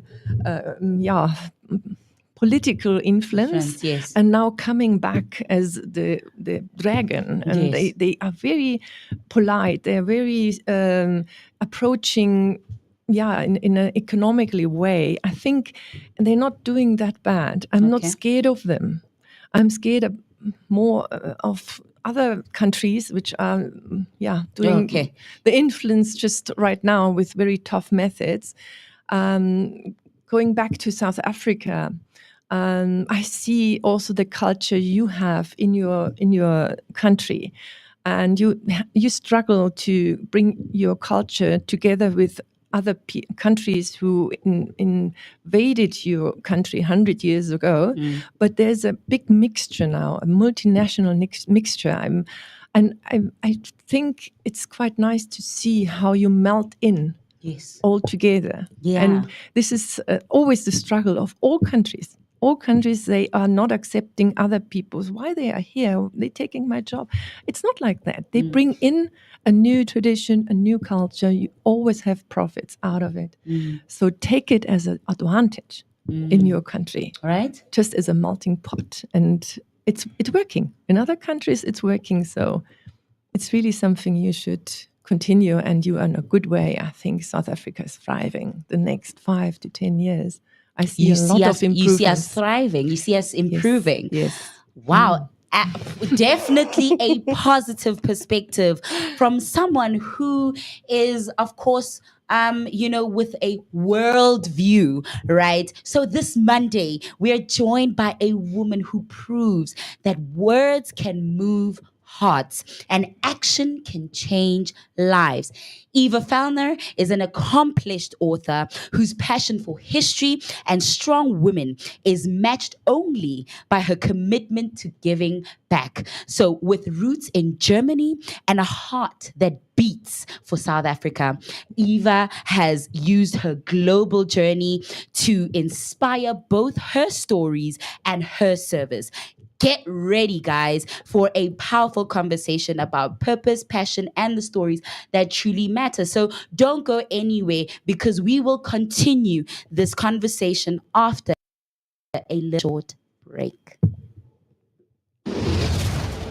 Hey family. Hi, My name is Tisiga Mazibugo Shabalala. My name is Moketi Maimane. My name is Musi Mest my name is Ketsu Ketumgunu. on the Vooka Vooka Breakfast Show. Every weekdays from 7 a.m. to 10 a.m. This is where we are going to have our topical discussion featuring various aspects from different fields. We're going to take care of you and it's going to be amazing, man. Right now, I'm on the set of the Vooka Breakfast Show brought to you by the Blink-On Network. Do not forget to subscribe. That's Vooka Breakfast Show on back, Facebook guys. and all other social media platforms. Vooka. See you there. Welcome back, guys. Sorry about that. Because I missed you guys so much. I just had to just jump in and have a conversation with y'all. But I hope you guys are feeling fantastic and I hope you're also enjoying the night. Do not forget, Uguti, we are still giving away tickets to the Rancho. So very soon we'll be basically asking our question of the day so that you can stand a chance to win your tickets to the Rancho and actually also get a chance to also see us do our thing live at the Rancho and also have an interaction with the Vooka Breakfast Show team. And to everybody that won tickets last week, thank you very much for participating and can't also wait to see you at the Rancho. But yes, we are still in with conversation, Konamanja, with Miss Ava, telling us about her amazing, fantastic book. Now, Mo, I just want to know, so what's the whole symbol? Okay, when it comes to culture, what culture did you actually incorporate around the book in terms of historic times? Which one captivated your idealism into creating the character and basically the roots of the character itself, including the cultural background around the story? My main protagonist, she is coming from Iceland originally. And as a small child, she was captured by pirates, which was usual in that time. And we're speaking about 1300. Okay. So Europe was all over wars and pirates from the Orient were coming until Iceland. So long way from Europe, Orient to Europe. And she was captured there, and they brought these slaves down to the Orient and sell them. Either the family pays enough, or they had to work in as a slave. So my protagonist Enya, she went as a 6-year-old girl into the Orient, Yes. and they would try to sell her as a slave, as a female slave, which was a normal thing there because of her fair hair, fair skin. She was quite interested. She was able to flee, so she went out of this misery and she made her way through the begging children in Baghdad. Very interesting, exotic story. She could see that there's another life of freedom. She was very poor. She had to feed herself from stealing things and almost get caught, but a healer took her in and she went to get her education as a healer, which was also normal at that time, that you survive as a healer or as a skilled person or as a slave. So this healer brought her to the assassins, and I think everybody knows what assassins about, but at that time, the assassins have been a sect. It was just a religious thing. And they sent people to kill other people to make politics. And even the temple knights, they have been very scared of these people because they did not fear their own death. And it's interesting that Enya, as a lady, she covers herself as a boy, but she was really with the assassins, and she was one of the successful ones killing other people. I mean, I don't want to tell you that you should kill people to be successful, but at that time, she made quite a reputation. Yes. And with 18 years, which was quite early, she went into Scotland with half of the fortune of the sheikh of the assassins. So there was war. She should go with a fortune to get it in a safe place. And she came to Scotland. Scotland at that time was the most unruly place I think she could go into. And then she wants to fight for herself, for her rights, for her people.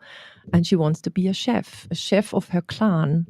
And this is what I say, if you have a task, you have to go for it. Yes. And she is very much like a warrior, very strong. Yes. Very strong-headed as well as a woman, and she doesn't accept a no when a man was telling her no. She said, no, I will go, I fight for my rights, I will stand up.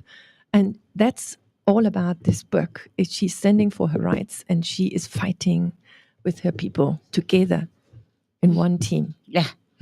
I mean, a beautiful narrative and story that, of course, that you are raising here. And of course, we spoke about how this protagonist is a strong woman, and you poured some of yourself into her. But what I want to know from you is, you see, with the themes dealt with in the book, which is rebellion, identity, strength. Why do you think those themes still resonate so strongly today? I mean, obviously the story is set in historic times, but we know that, like you are saying, that that the protagonist still speaks to the women of today. And why do you think those themes that are explored in the book still resonate so strongly today? Because history is repeating. Of course, that is quite true. Yes, we can learn so much, and we can also learn out of mistakes. Yeah, we did in history, and I still find people doing the same thing. Yeah, and I don't know why people don't look into historic books just to learn how it's not working. There's so many samples where you can see, this is working. Democracy is working. Yes. Sorry, I see really, I mean, in the past we had the Middle Ages ourselves in Europe, and we came out of this because we see that we cannot kill people. We have to educate them. We have to give them some a reason to live for. And I mean, we have now in Germany 100 years of education. In South Africa, I think the most important thing is to give people education. Yes, that is one important thing. Yes, to give them a task, to give them an aim for. And in all the historical books, you see that wars are not helping at all. Mm-mm. And to kill people is the wrong way. You have to take the people in. And even it's difficult. Even your country is, there are so much different tribes, different cultures, different colors, but you have to stick together to be a winning team. Yeah, right. And I always compare it, sorry, forgive me, I'm not a rugby player, but I can see in the rugby team, there are different positions, there are different colors, there are lean people, there are massive people, and they all work together. And your rugby team is the best team on the world. Imagine. I mean, why you can't do this in your country? In the government, right? Yes. Why that same strategy of holding each other and working together cannot be implemented when it comes to socioeconomic issues, right? So you see, there's something about it. You can learn out of history to make it right. And other countries, they struggle in the past, and they found a way to work together, to play together, and be world rulers. So I mean, in South Africa, we did have we do have an ideology called Ubuntu, right? Are you familiar with Ubuntu? No.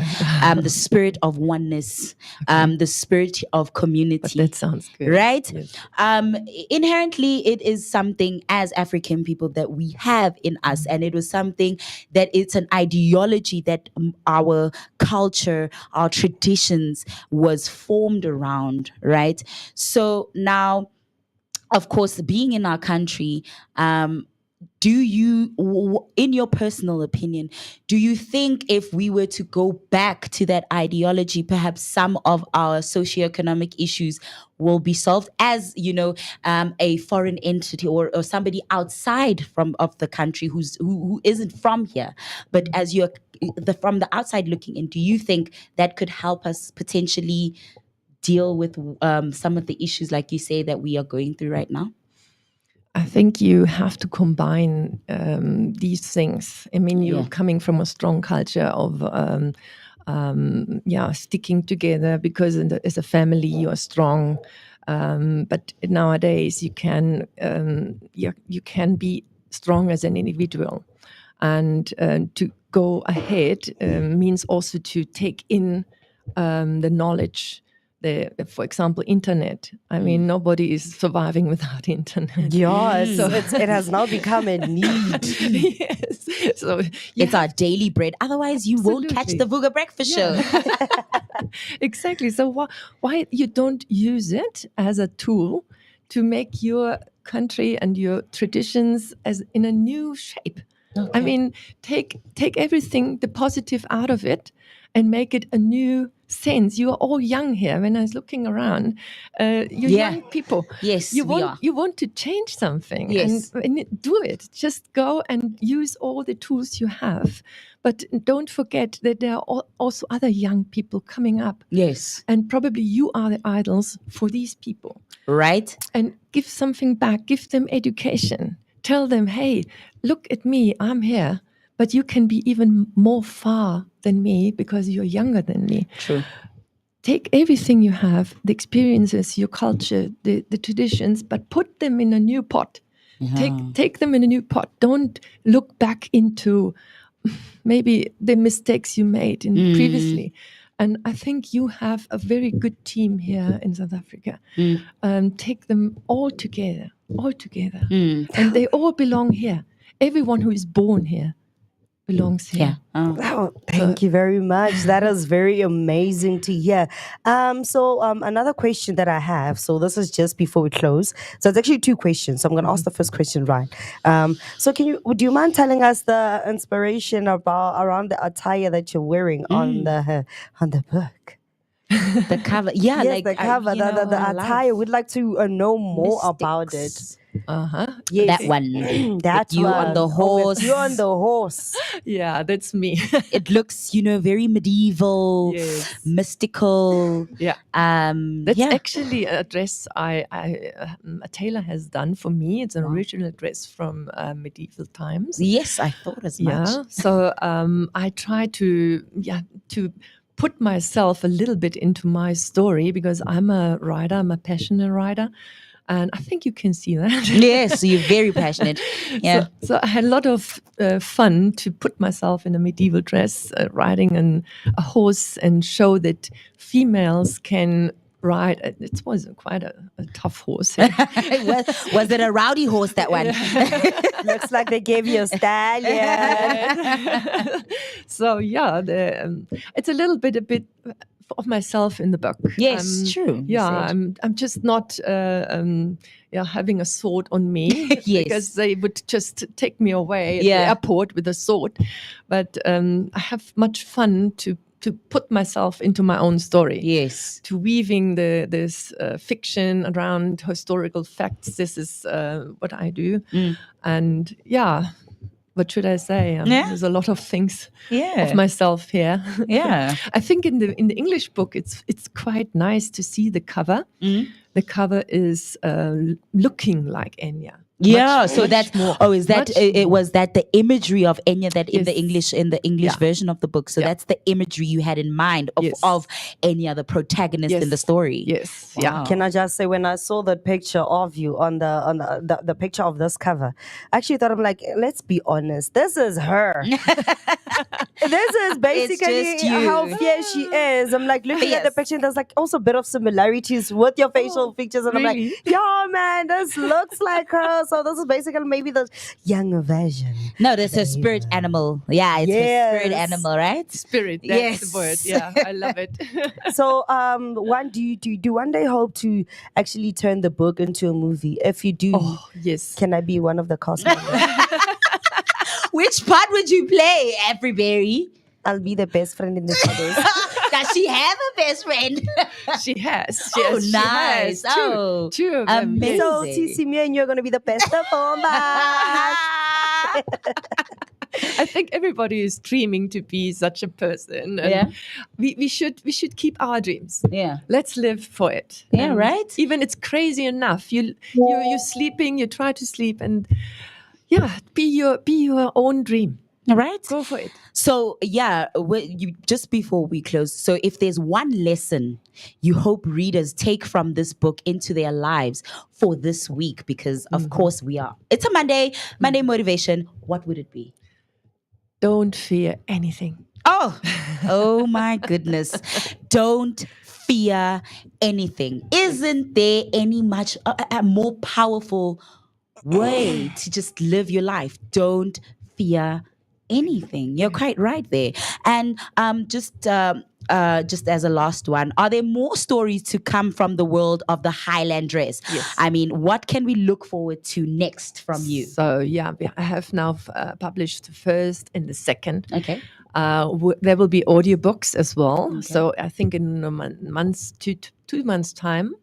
And it's in ebook. You find it on Amazon, in the bookshops. The third, the fourth, and the fifth. The fifth is just right now coming out in Germany. So wow, you are much ahead of Germany. So and we are the third world country. no, you aren't. The fifth book is coming this year. So I fulfill my story. I fulfill my journey. You will get all my stories in 1 year. So the Germans had to wait for 5 years now because I started in 2021 to publish it there. And you're now much quicker. So yeah, it's a good story. We're happy to hear that. We hope that when you finally launch your book at the end of the year, we'll also be invited for the book reading because we'd also love to get coverage of that and also show people. Should we play dress up when we come? Oh yes, and that would be so nice. Right. It would be so nice. I would actually, I think that's a great idea. Imagine a themed book launch where we come dressed. Oh yeah, right? Yes. And I mean, I'm an event organizer, so if you want to come on, you can enlist me and we can do this. And I am also an MC, poet, and singer. So yes, we are advertising ourselves for the book launch. We are doing this, man. Look at us as women coming together to make things happen, right? Yes. Which is obviously what the Highland dress is about. So don't forget to get the book, guys. Get it on Amazon, right? Amazon or at any bookshops. Wow. Thank you very much. So just before we let you go, we'd like to learn a bit of German. And we're wondering if you could teach us how to say good morning, South Africa. This is Vooka Breakfast Show in German. Wow. Guten Morgen. Das ist Vooka Frühstücksshow. Okay. Okay, wait. Let's start over. So it's good morning, South Africa. This is Vooka Breakfast Show. Okay. Please bear with us because we need to repeat it after you. Yeah. Okay, slowly. Guten Morgen. Guten Morgen. Südafrika. Südafrika. Das ist Vooka.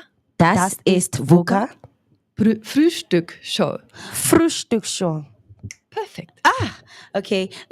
Good morning. Guten Morgen. Good morning. Südafrika. Südafrika. Das ist Vooka. Frühstücksshow. Sure. Okay. German is not easy, guys. There's no way. No.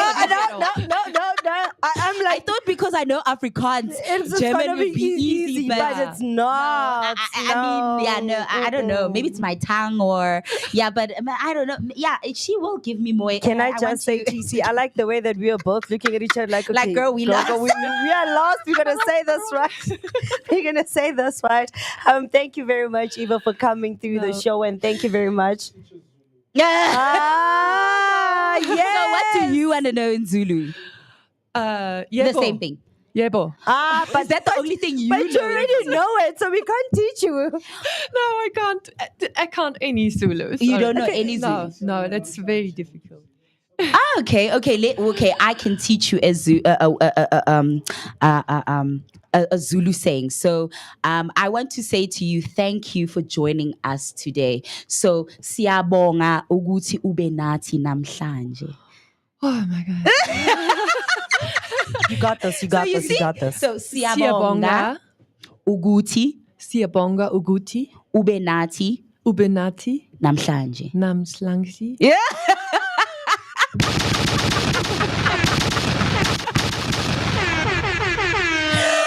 Yay! What a beautifully inspiring start to the week, man. A big thank you to you, Eva Fellner, for reminding us that it's not just about what we do. It's about why we do it, whether through storytelling or service. We all have the power to make an impact. So take the first step today. Live with purpose, lead with heart, and let your own story inspire change. Thank you so much, Eva, for being with us today. Thank you for this lovely chat. It's only a pleasure. Thank you very much for coming through. So, guys, in Kunamand, you're going to go for a quick break. And then, obviously, it's the recap of the news headlines. And then after that, we'll be having Uyayanda Mkwani joining us for an online interview and telling us about what she does for community and what's the motivation around the beautiful work that she does for her community. See you right now. Hey family. Hi, my name is Tisiga Mazibugo Shabalala. My name is Moketi Maimane. My name is Musi Mist. My name is Ketu Mguni On the Vooka Breakfast Show. Every weekdays from 7 a.m. to 10 a.m. This is where we are going to have our topical discussion featuring various experts from different fields. We're going to take care of you and it's going to be amazing, man. Right now I'm on the set of the Vooka Breakfast Show brought to you by the Blink-On Network. Do not forget to subscribe. That's Vooka Breakfast Show on Facebook and all other social media platforms. Vooka. See you there.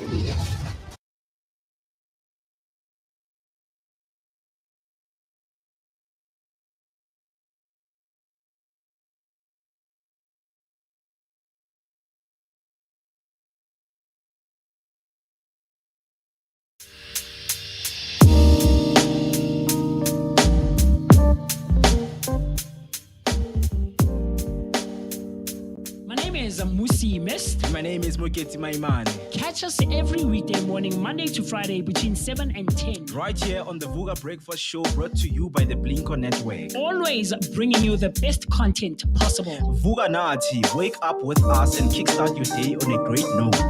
This is your energetic start to the day.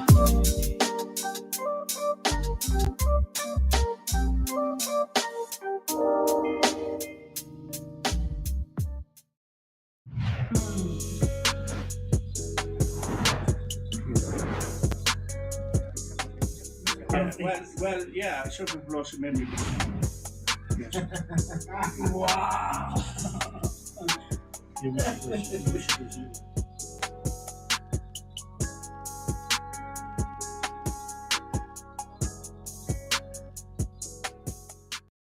Vooka, Msansi, we are here at the Rand Show. Now, if you would like to win 2 tickets for yourself and a loved one, be sure to tune into the Vooka Breakfast Show every weekday from Monday until Friday from the hours of 7 and 10 a.m. Yes, and you can definitely catch the Rain Show from the 17th until the 21st of April. And if you do want to stand a chance, be sure to tune in from the 7th and the 11th because that's when we'll be choosing our winners. Don't forget to also share those hashtags. It's hashtag what? Hashtag Vooka Breakfast Show, hashtag Rand Show 2025. Now for me, Afriberry, also known as Miss Berry Blaze, the darker the berry, the sweeter than tuntun. And also me, TC Gashabalala Mazibugo, your time cut creative and your positivity dose of the day. Catch us live every Monday to Friday from 7 until 10 a.m. on the Vooka Breakfast Show.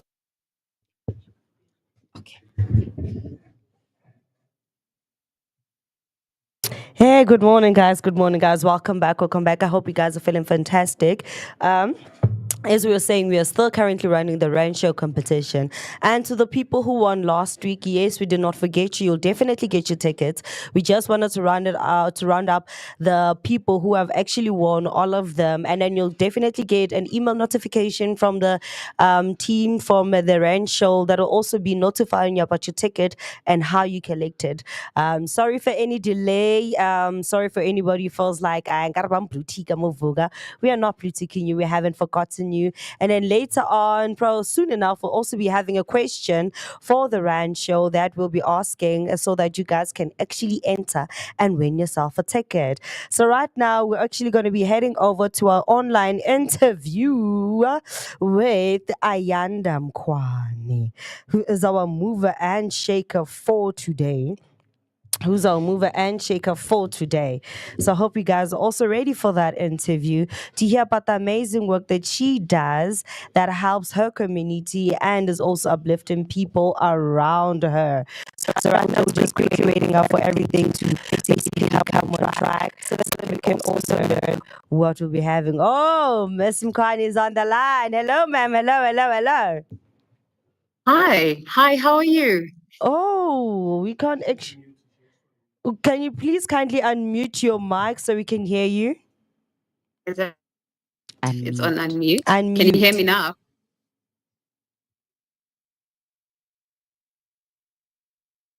Can you hear me? Hello?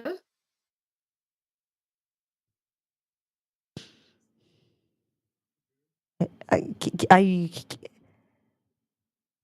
Okay. did you manage to unmute your mic? We are Yes, I still finding have. the unmute button. Everything is unmuted on my side. No, unfortunately, I'm still struggling to like read your lips. Oh, Yes. everything Yeah. is on unmute on my side. Thank you very much. How are you doing today, ma'am? I am well. Can you hear me now? We can, but you sound a bit distant. Is it? Okay. Maybe it's because I'm in an open area. Okay, we're still trying to figure out. There we go. Okay, and then Okay. Can you hear me? we can. There we go. And Okay. then, All right. how's it going? I'll How's it keep on going, Ayanda? speaking. I'll keep on speaking so that at least we're on the same page. We are. I think hope the everyone is important doing thing all here right. is that everyone else who's watching and listening can hear you and us, right? I think that's the most important one. Yeah. Okay. All right. Great. There we go. How's it going, Ayanda? Thank you for coming or for joining us. You know, I'm so used to people being in Thank you. studio with us live, you know, and in person with us. So I'm used to saying thank you for coming, but thank you for joining us on this lovely Monday I'm morning. there in And we really spirit. I am there. I'm next to you guys. I'm in between you guys. I'm there. Yes. No, we appreciate you taking the time, man. So quickly, let's jump straight into it. You know, for someone who doesn't know who Ayanda is and has never heard of you and the work that you do and everything else that you're involved in, quickly please take us through who is Ayanda Ubani, where do you come from, and what are some of the things that you are involved in or the spaces that you as Ayanda are involved in?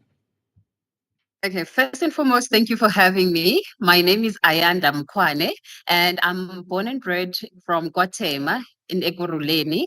So I have a BSc degree in environmental geography, whereby I majored in geography and soil sciences. All right. So I'm currently working for One World Fresh Africa, which specialize in aquaponics farming training and farming in general.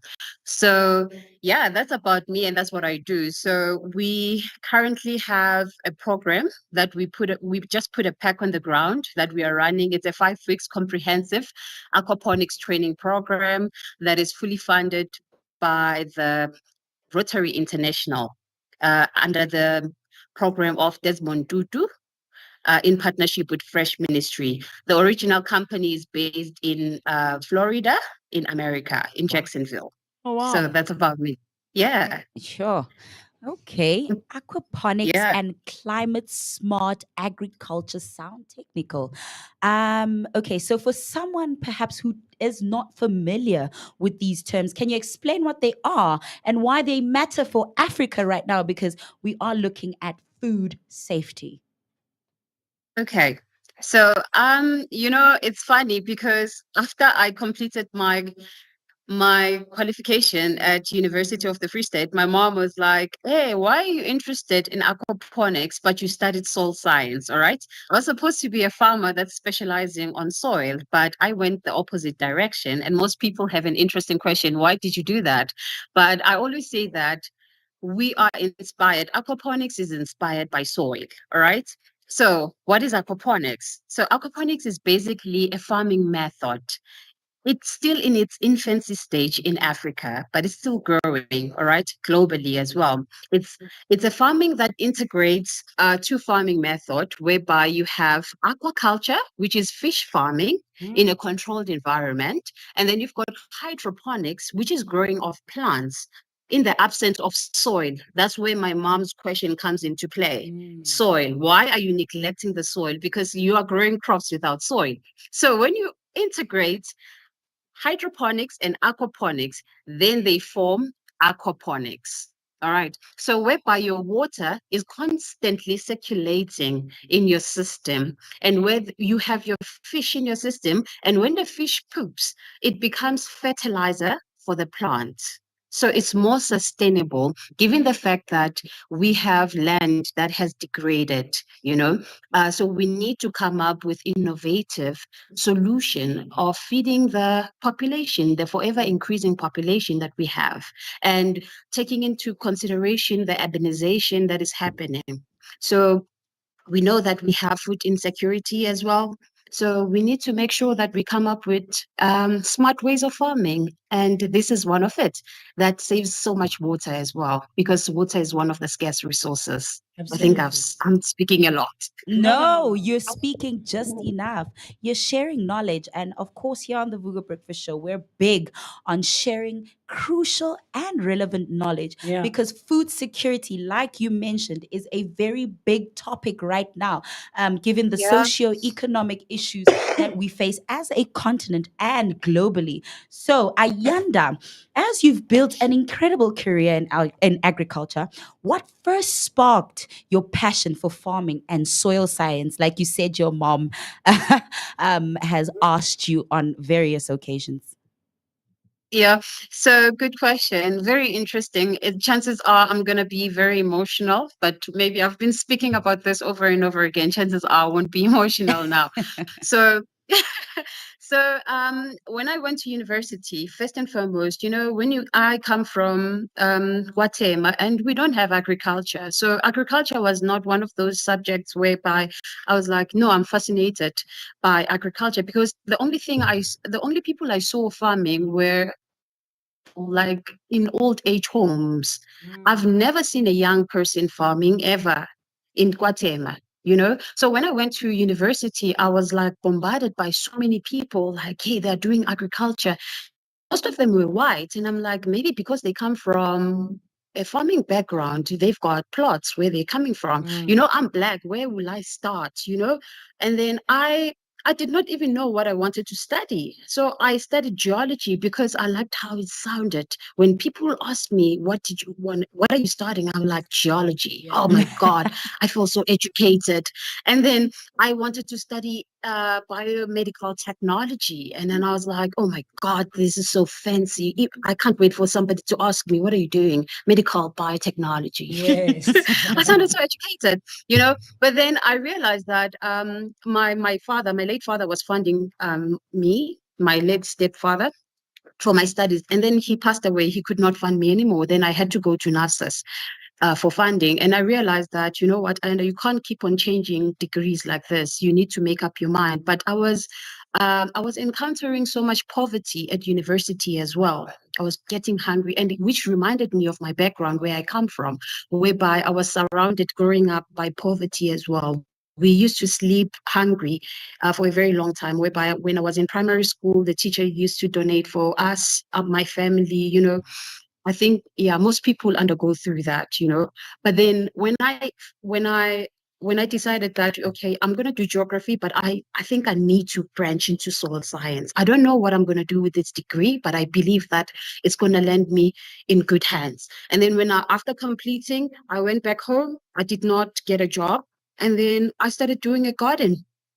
I started doing a garden to feed my family because I couldn't get a job, and I started selling spinach. And that's when the passion grew. And people wanted my knowledge. And I realized that everything that I've learned in soil science now is coming into play. Now I have to integrate it with plants knowledge. So I did intense research about plants. I realized I enjoyed that. And then I volunteered in primary schools teaching children while I was still job seeking. Then I realized that I actually love teaching and sharing my knowledge. with the community. So that's why even currently I'm a trainer. I'm an aquaponics trainer, but I feel that I'm an agricultural trainer. Yeah, that's that's what sparked the passion. Wow, amazing story. Your journey, Thank of you. course, like many, has not been without obstacles. So, from field work to training future farmers, women, yay, you've Yeah. worn many hats. What part of your journey has been the most transformative for you? Thank you. I think for me, just when I realized that, okay, now that you have this knowledge, um, I realized that, okay, one day my boss was not around. I used to work at Ichthys Aquaponics, and my boss was not around. And then he said to me, Ayanda, I'm having guests from international guests. I want you to do a farm tour. Do a farm tour for me. And I was like, no, but I'm shy. I can't speak to people. I'm very shy. And then I took that chance, and he put a leap of hope to me. And then I did a farm tour. And ever since that day, I realized that, you know what, I love training. And ever since that day, I started doing farm tours and I started training. And that's why I'm enrolling for teaching, to incorporate my degree with teaching, because that's where my heart is at right now. So, yeah. Beautiful, beautiful, beautiful. You're leading a program that trains emerging farmers. So, what do Yes. you see when young people start believing they can farm successfully? Okay. So I think young people have a special place in my heart. You know, I believe that they should be trained at grassroots level, and I love sharing knowledge with them. And I'm looking forward to train young people, even if some people are older, but I believe that some people are actually young at heart. Okay, and it will minimize the unemployment rate. And I like the fact that whenever we select candidate with the right attitude and aptitude. It's not about their personal background. It's not about their academic background. For me, it's about the heart. It's all about the heart. So I always get inspired when I see young people that are really, really passionate. I'm not so young anymore, but I think I'm young at heart, you know? So I feel that they can always relate and say, you know, one day I would really like to be like Ayanda, because I always tell my story of where I come from. And I believe that it pushes them to push more, even harder in their journey. Yeah, man, very, very interesting stuff. Look, for someone like myself, TC, I'll Mm. tell you, and I'm sure a whole lot of our viewers, Yeah. you know, from wherever they're tuning in from, Mm. have never heard of aquaponics, myself Right. included, Mm. right? And I'm finding it very, very interesting. And the fact that Ayanda is an advocate and someone who's very big in teaching and sharing the knowledge of you know, farming and aquaponics. But Ayanda, I want you to tell me now, you know, with your passion for teaching and how much you want to give back to young farmers who are upcoming, you know, in our communities, in and around our Yeah. communities, essentially. How sustainable is aquaponics compared to soil-based farming? You know, because we know that a lot of people, like you said, you yourself when you were growing up, you, I think even today it's still quite true to see that farming and growing food from the ground is very associated with the elderly. Mm, Do you get what I'm trying to it's say? seen as old people work, Yes, as an yes. old people hobby sometimes, because yeah. Absolutely. So as a young person yourself, Ayanda, and someone who's trying to give back to young upcoming farmers, how sustainable is aquaponics in comparing it to your basic soil-based farming? Okay. That's a great question because of my background. I'm a soil scientist. I Mm. studied soil. And the first thing that I said to you guys was that everything that aquaponics does, it's inspired by soil. Every natural process that occurs in soil is the one that occurs in an aquaponics system. All right. How so? In soil, you need to understand the purpose of the soil, right? There are four main reasons why we have the soil for the plants. It's for to offer oxygen for the plant, to offer water to the plant, to offer nutrients to the plant, but also to anchor the plant. to bring support. So everything, those 4 factors, is the exact thing that we have copied from soil. But you need to understand that 60% of the arable land in Africa, which is the soil that the traditional farming that we are used to, is damaged. It's damaged. It's bad. People cannot farm in those soils. And it's very, very hard to farm organically because people are looking for quick harvest. They use chemicals that are toxic to the soil. Remember, the soil is alive, the soil is living. And if ever you keep on pouring chemicals to the soil, pouring chemicals, in 10 years, 5 years' time, it will be dead. It will be dead soil, and it will take so much time to rehabilitate that soil. So, how is aquaponics different from the soil? Like I said, inspired by the soil, everything that is happening in there. This is just an innovative solution that we are coming up with in order to copy the soil. It uses less water compared to the soil. Water is a scarce resource. We've been having shortages of waters. So if ever you're using aquaponics, the water is just circulating in the system. We have a bacteria that is living. We have bacteria, like billions of bacteria in soil. We also have bacteria in aquaponics system. They are the ones that break down the fish poop into soluble fertilizer for the plants. So that makes it more sustainable into your inputs, putting more chemicals, your fertilizer into your system. You're not degrading anything. We're not flushing any water out. The water completely recycles itself as it circulates. So it's more sustainable. And when you come to our farm, I wish one day you guys can come to our farm because you get to meet the farmer. You get to see how your food was grown. I think that's the beauty of it all. Because most farmers, I'd be honest with you, most farmers don't eat their food because they know exactly the chemicals they put in there. They're terrible chemicals.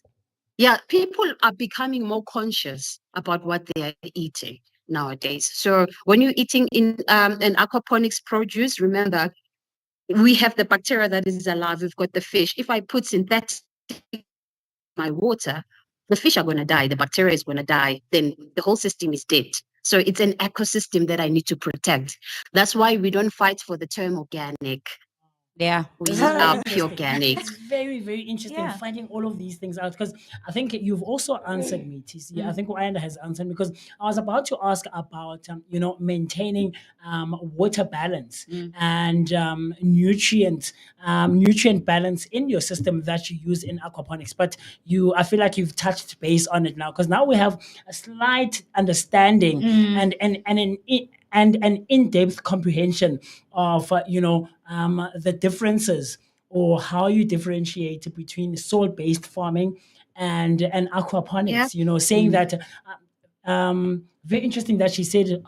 I think you said 60% of the arable soil in Africa is slowly dying. That's very interesting to find out. Do you get what I'm trying to say? Right. And we take it for granted because we tend to think, no, it's just normal soil. I can plant there quickly and in a couple of months my food would have grown and stuff like that, not realizing that the things that we put into our soil essentially affect the plants that we're trying to grow. Very, very interesting. I know there's something that you want to touch base on. Yes, Yeah. because it's based on that.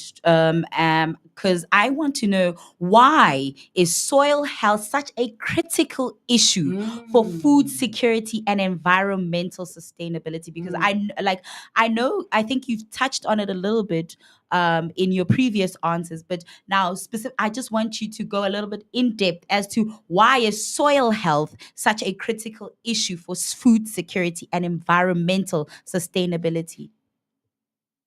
Yeah, it's a very good question because whenever we speak of soil, some people, a cup of soil, just if ever you take a cup of soil, it consists of billions of bacteria. No one talks about the bacteria, the living organism, the beautiful ecosystem that is invisible to the eye, that's naked to the eye. No one talks about that. But without that, your soil is dead. You need the soil engineers. You need to be in tune with your worms, the ones that when the leaves fall down, it degrades, it breaks them down, turn them into manure. You know, those are some of the critical things, but it's just like treating your body. If ever you put toxic chemicals in your body every day, like alcohol, for instance. Well, I'm not against alcohol, but yeah, I'm just saying. It's or smoking, you know, you will damage your liver. You are damaging some of the critical organs in your body. That's exactly what happens in the soil as well. So you are creating the imbalance, all right, of the soil.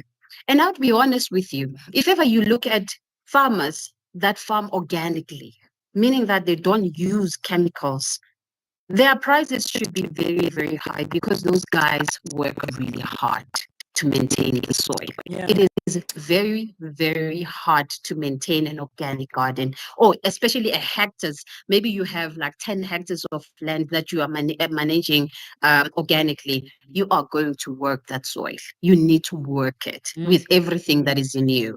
But then if ever you want a quick fix, you use those synthetic chemicals and everything is happy, but the chemicals that you put in, they leach. They get absorbed down. And if ever you are closer to the stream of water, those chemicals go straight into the dams.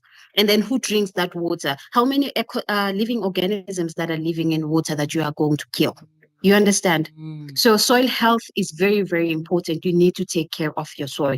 And some of the tractors that they are using in farming, they compact the soil.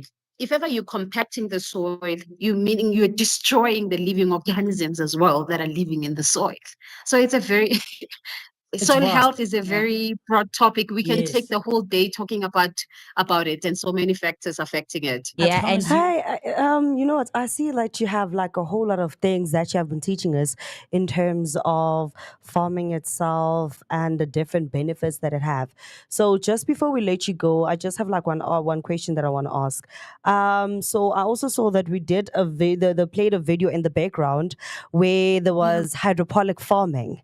So I think that's like one of the things that people don't know about it till the right now is the fact that there's a thing called hydroponic farming. So would you mind just quickly going into how important it is to now, especially in the climate change and the ecosystem that we live in, to learn how to do hydroponic farming and how it actually saves up on the space, time, and also the soil itself? Okay, hydroponics farming. It's farming. It's having your like you have your plants and you're growing them without soil, and you can use we call them mediums. Mediums. A soil is the medium. So what else can you use other than soil? So we don't use soil. So we're using cocoa peats. You see the cover of the coconut? It's called a coconut koi. We use that. It's organic. It's biodegradable as well. So you use that as a substrate, as a medium to hold your seeds, and then they start germinating, and then you transplant them into your system. So in hydroponics, your water is continuously circulating, and you have your nutrients. In hydroponics is different from aquaponics because in hydroponics you just mainly put in chemicals. You create a cocktail of chemicals that are perfect for that particular plant that you're growing in your system.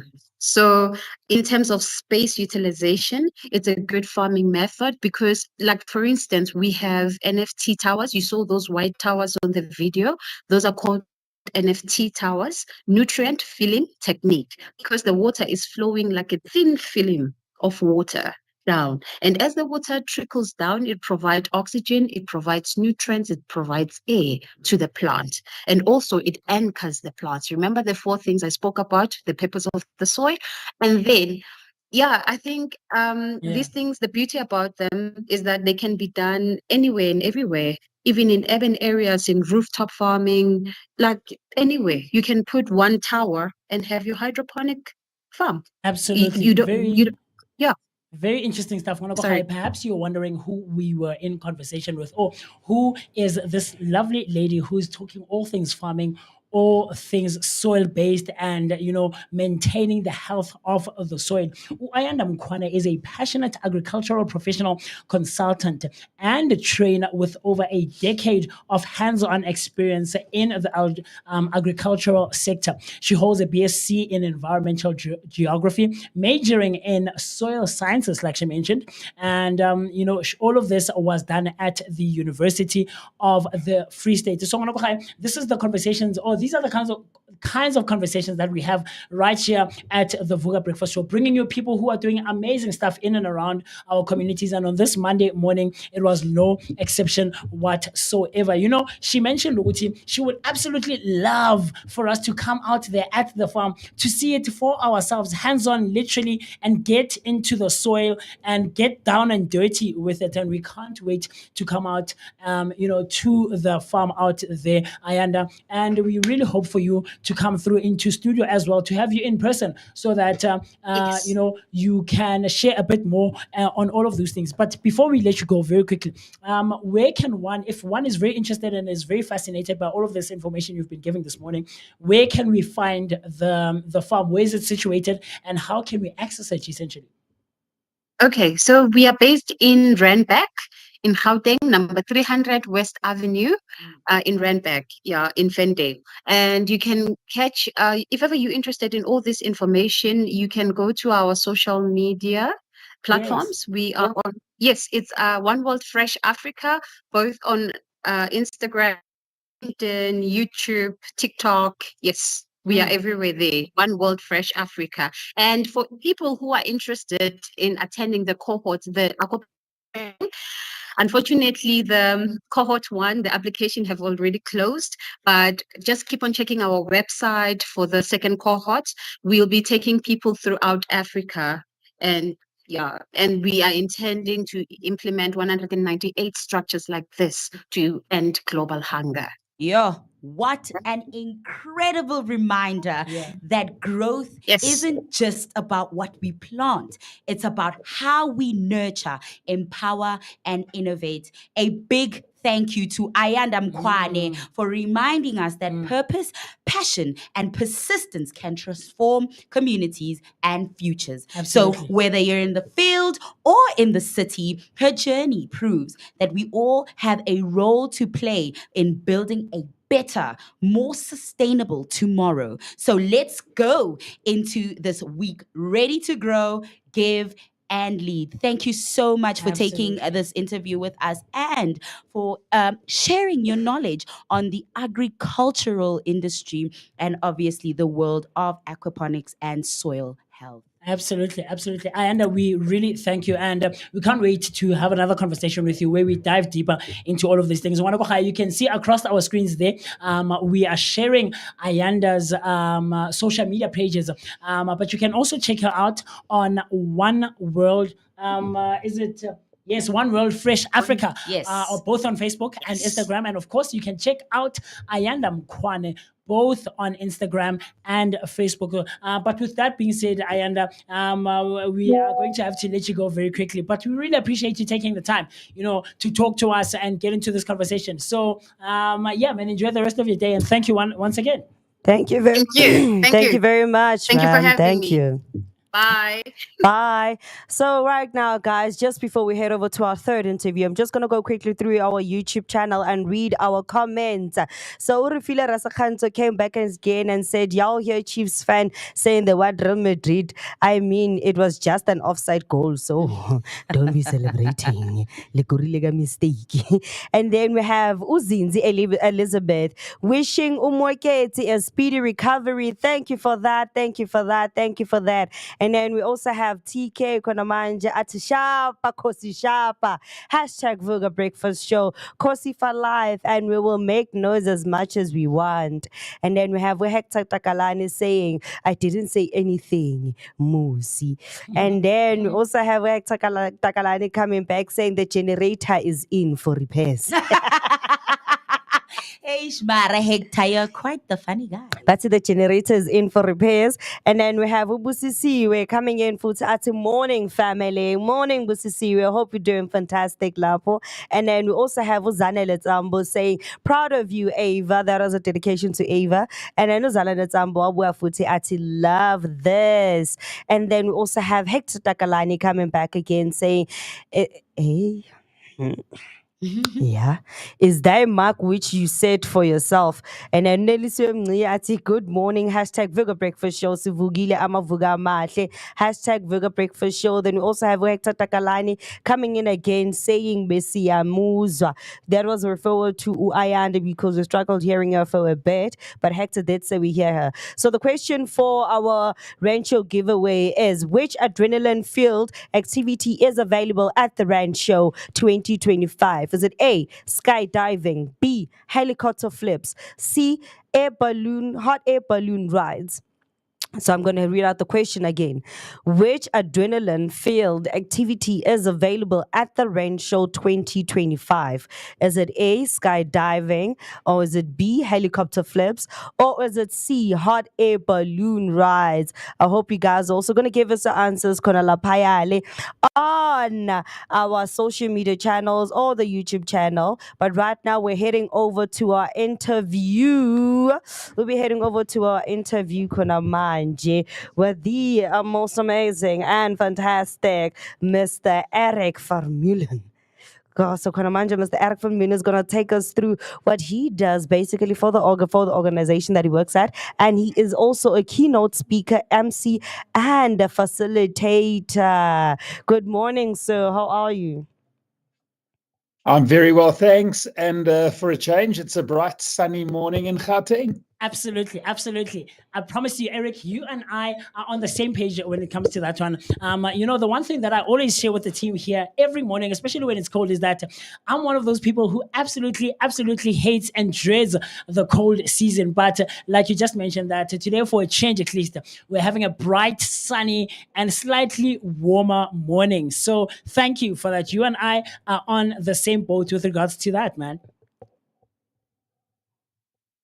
No, for sure. I mean, we were starting to think we'd actually all moved to the UK in the last 4 months. Absolutely, but you know what? absolutely. The upside of that is the dams are full. There's lots of water going around for the dry season up in Joburg. And now with dry winter coming, we can send all our rain down to Cape Town. Yes, absolutely. Absolutely. No, man. Eric, thank you so much for joining us this morning. We really appreciate you taking the time. And we don't take it for granted. I mean, of course, it would have been more ideal to have you right here in studio, physically seated right next to me, But God willing, in the future, you and I, and of course the rest of the team can be in the same space, man.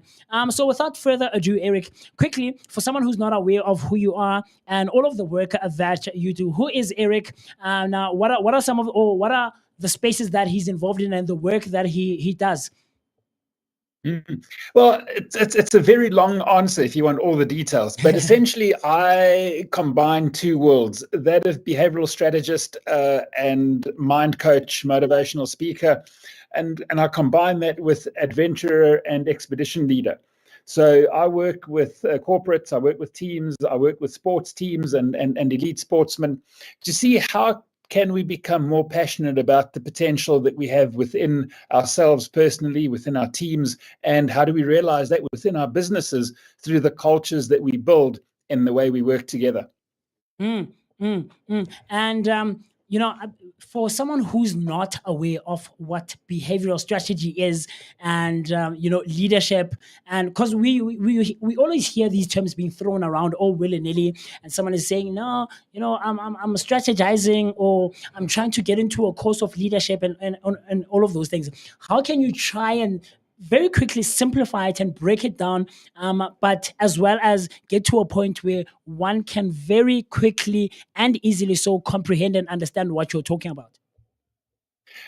Look, I mean, we use the word strategist because strategists get paid more than others, but and I say that as a joke. But essentially, what I do is I try to understand the psychology of the way people approach life, how we approach risk, adventure. How do we keep ourselves motivated, both from a personal perspective And then also from a self-leadership, but the perspective of leading others. At the end of the day, you've got to be able to lead yourself first before you can lead others. And only once you can lead others can you lead organizations. And those 3 steps are part of the kind of process that I address through understanding the psychology of decision making, the psychology of motivation, and that sort of very basic element of Maslow's hierarchy of needs, which is around safety, security, and then thirdly, affiliation. And, the kind of, I want to say trauma that the world has been through over the last 5 years or so. Yeah. There's so much more emphasis based on this idea of connection, of that no man is an island. But traditionally, there's actually very little done in terms of upskilling and education of how we get people to work together. And I think it's almost being compounded by the last 5 years, where we had 2 years of very different interactions with people. And what I'm seeing my corporate clients asking for more and more now is saying, Eric, just help us work with other people again. Get us to understand how the world doesn't just revolve around me as an individual, but around how I fit into a complex society or a complex ecosystem where, yes, I want to win, but other people need to win as well.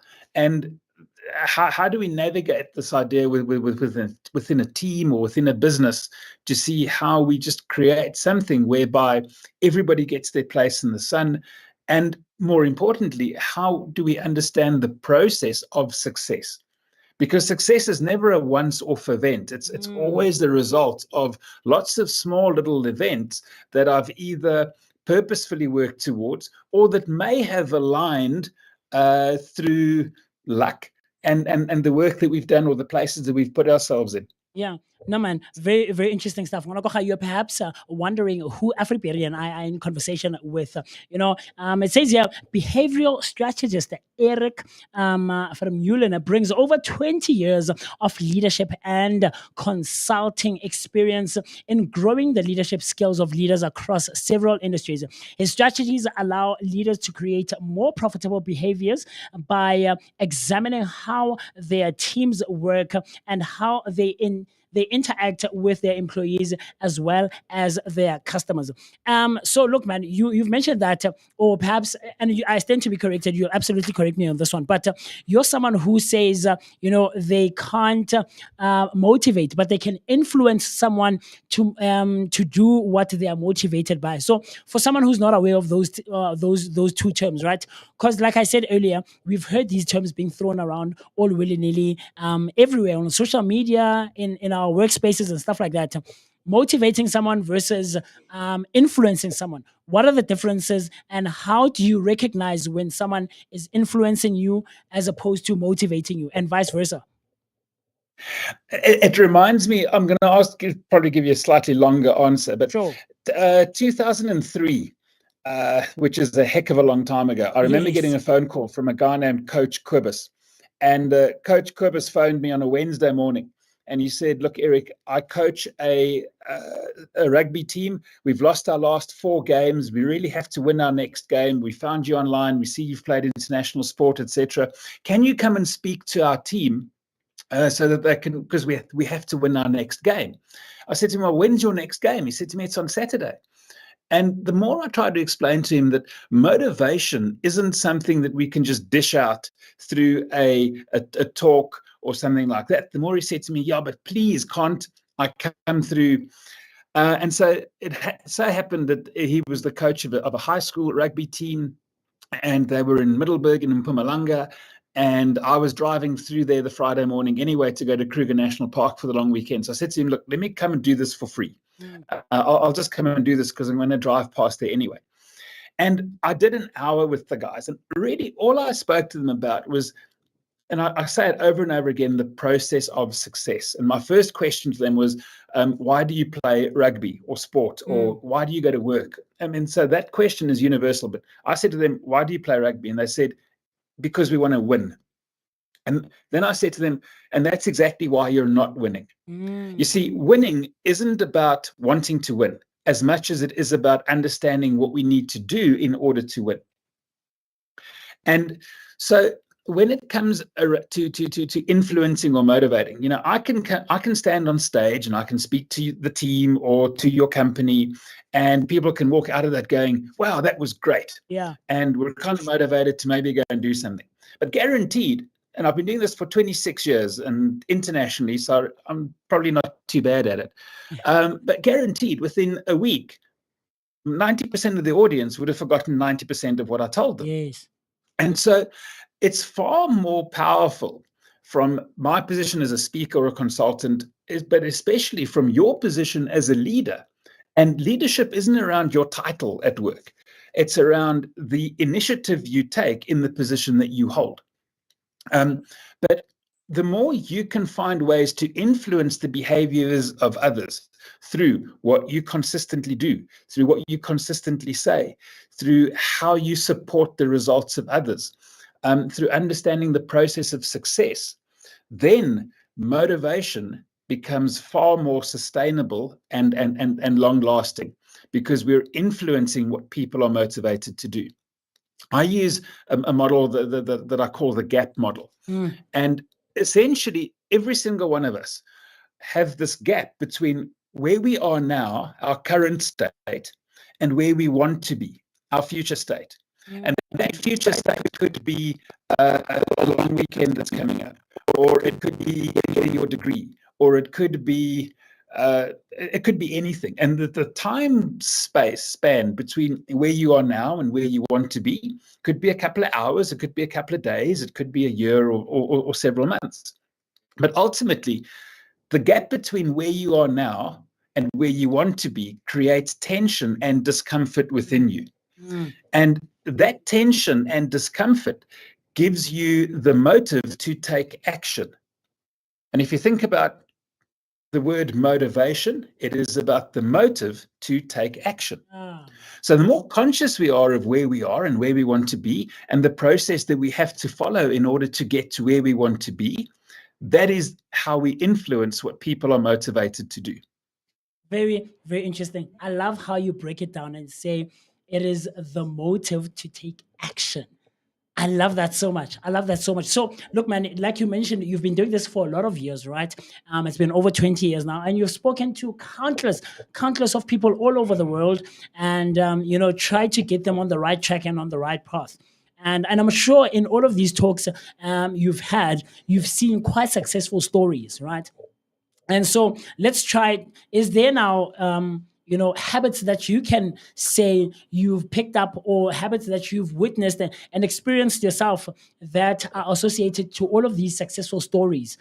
Because you just mentioned that you can come into a company or have a talk somewhere, and people can walk out of there very amped up, very motivated, and feel like, you know what, Eric was great. I'm ready to go. But a week later, more than half of those people in those companies, in those talks, have forgotten 90% of the stuff that you mentioned. So what are some of the habits that you can say, go hand in hand with successful stories and successful companies that have come from the talks and the motivation that you've given over the years? There certainly are a few. And for me, the first one is we have to understand the concept of adventure. And, so I say I marry these two disciplines of the consulting, speaking stuff, but I also lead adventure expeditions to some of the highest mountains on the planet and to the coldest points on Earth. And there's a very clear synergy there, because the biggest obstacle to success is comfort. And our rituals and our routines create for us the sense of comfort. And so the first thing that we have to do to make motivation sustainable is to make it a habit to be comfortable with being uncomfortable. And so by that I mean we need to constantly see, well, how do I step out of my comfort zone? How do I try something new? And it doesn't have to be massive. It just has to be a little step out of what you're familiar with. And every time you step out of the boundary of your comfort zone grows, and you learn a new skill, you learn a new attitude. You often actually surprise yourself by what you're really capable of. We've got so many stories from the adventure space around that.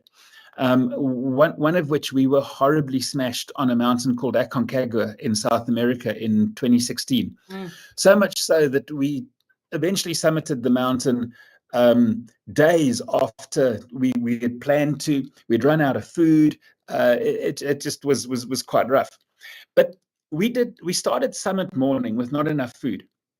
And so that day we spent 5 o'clock in the morning till 8 o'clock that night, getting to the summit and back to our tents. Went to sleep, no food.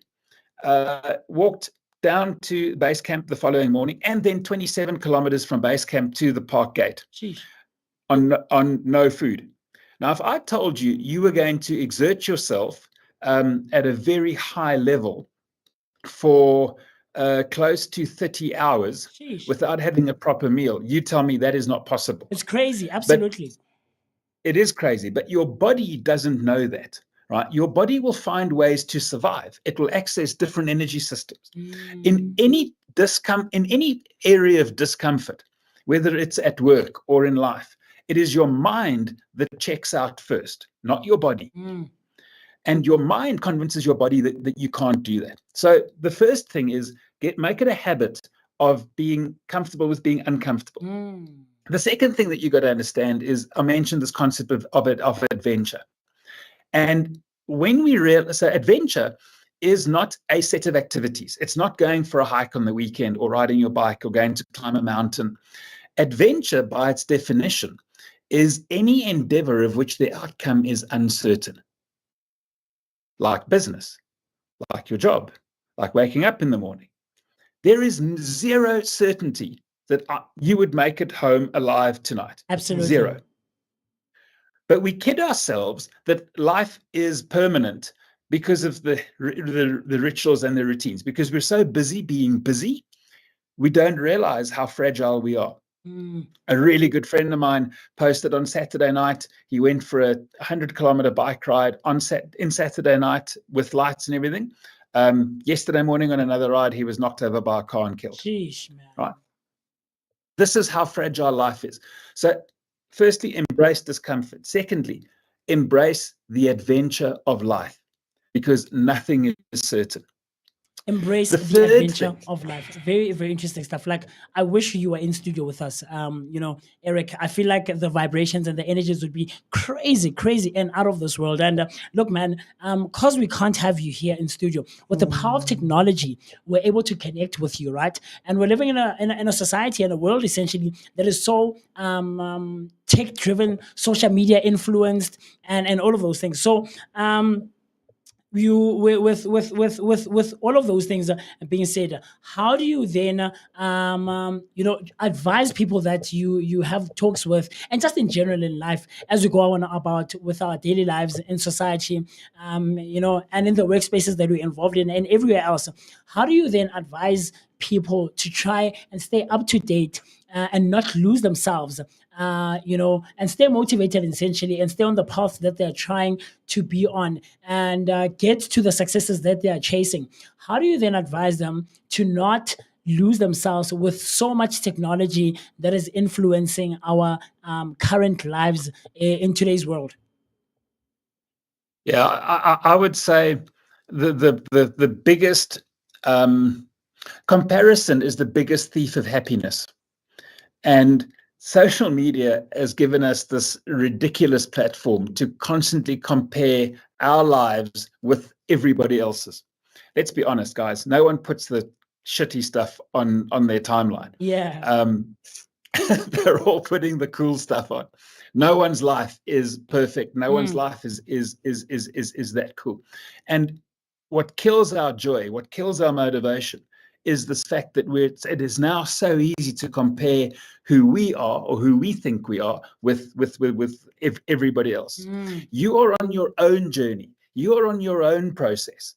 And as long as you stick with that process, and the process is right, you will become immeasurably successful in however you measure success. And so because we're comparing ourselves, this measure of success has become overtly materialistic.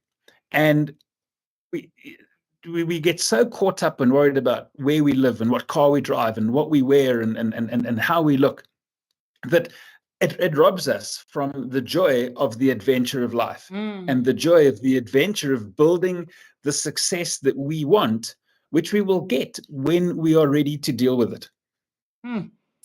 That is some pretty inspirational words out there. So just before we let you go, I'd like to touch base on the something that you created around COVID. I heard that you're like one of the co-creators of the Bright Rock Battle of the Sports. So would you mind taking us through that for a bit, just before we let you go, so we can learn about it? And I hope it's still around, so you can tell us more about the latest work that you've also done with it. Right. So, I mean, every couple of years, I set myself a personal challenge, whether it be to set a speed record or a climbing record or something. And in 2019, I had this idea of walking unsupported, unassisted across Makgadik Pans in Botswana. It's about a 200-kilometer trek. Anyway, then COVID came around. And pre-COVID, some ex-retired international cricketers got to hear about this walk that I wanted to do, and they phoned me and said, how can they join me?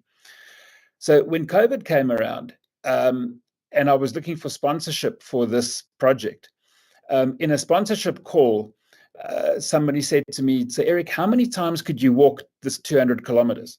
I'm like, what do you mean? They said, could you do it 3 or 4 times? Sheesh. So I said, well, there's only one way to find out, right? And let's try. And so Battle of the Sports was what we created from that. And the idea was, every weekend around the social, the braai, where we're sitting and having our beers, watching football and stuff. Every weekend there's this debate: which sport breeds the toughest sportsman? Are rugby players tougher than soccer players? Are soccer players tougher than cricketers? And are road runners just bonkers and tougher than everybody else? And so while there was nothing on TV in 2020, I phoned SuperSport and I said, look, guys, this is the concept. 4 teams from 4 sporting codes competing to see which team can cover the 200 kilometers the fastest, unsupported, unassisted, with me being the leader for each team. And SuperSport told me that at that point they would broadcast the opening of an envelope. So absolutely, if we can produce the show, they would produce it, or they would screen it. And that is what the Battle of the Sports was all about. So it was myself with Team Rugby, John Smits and Yanni Shamangi and Skulk Brits, with Team Soccer, Teko Modise, Siabonga Nomvete and Matthew Booth. Yes. Team Cricket with Lance Klusner, Mondi Zondeke and Makaya Ntini. And then we had Team Comrades or Team Road Running, which had David Khatebe, Bomusa Mtembu and Lady Jenna Challenor, to see which team could cover 200 kilometers around a place called Verneekpan in the Northern Cape, the fastest. And we raised just over R1 million to support vulnerable communities affected by COVID. Yeah. And we had about 60 odd hours on SuperSport as a reality TV series. That was what we did in 2020. Will it happen again?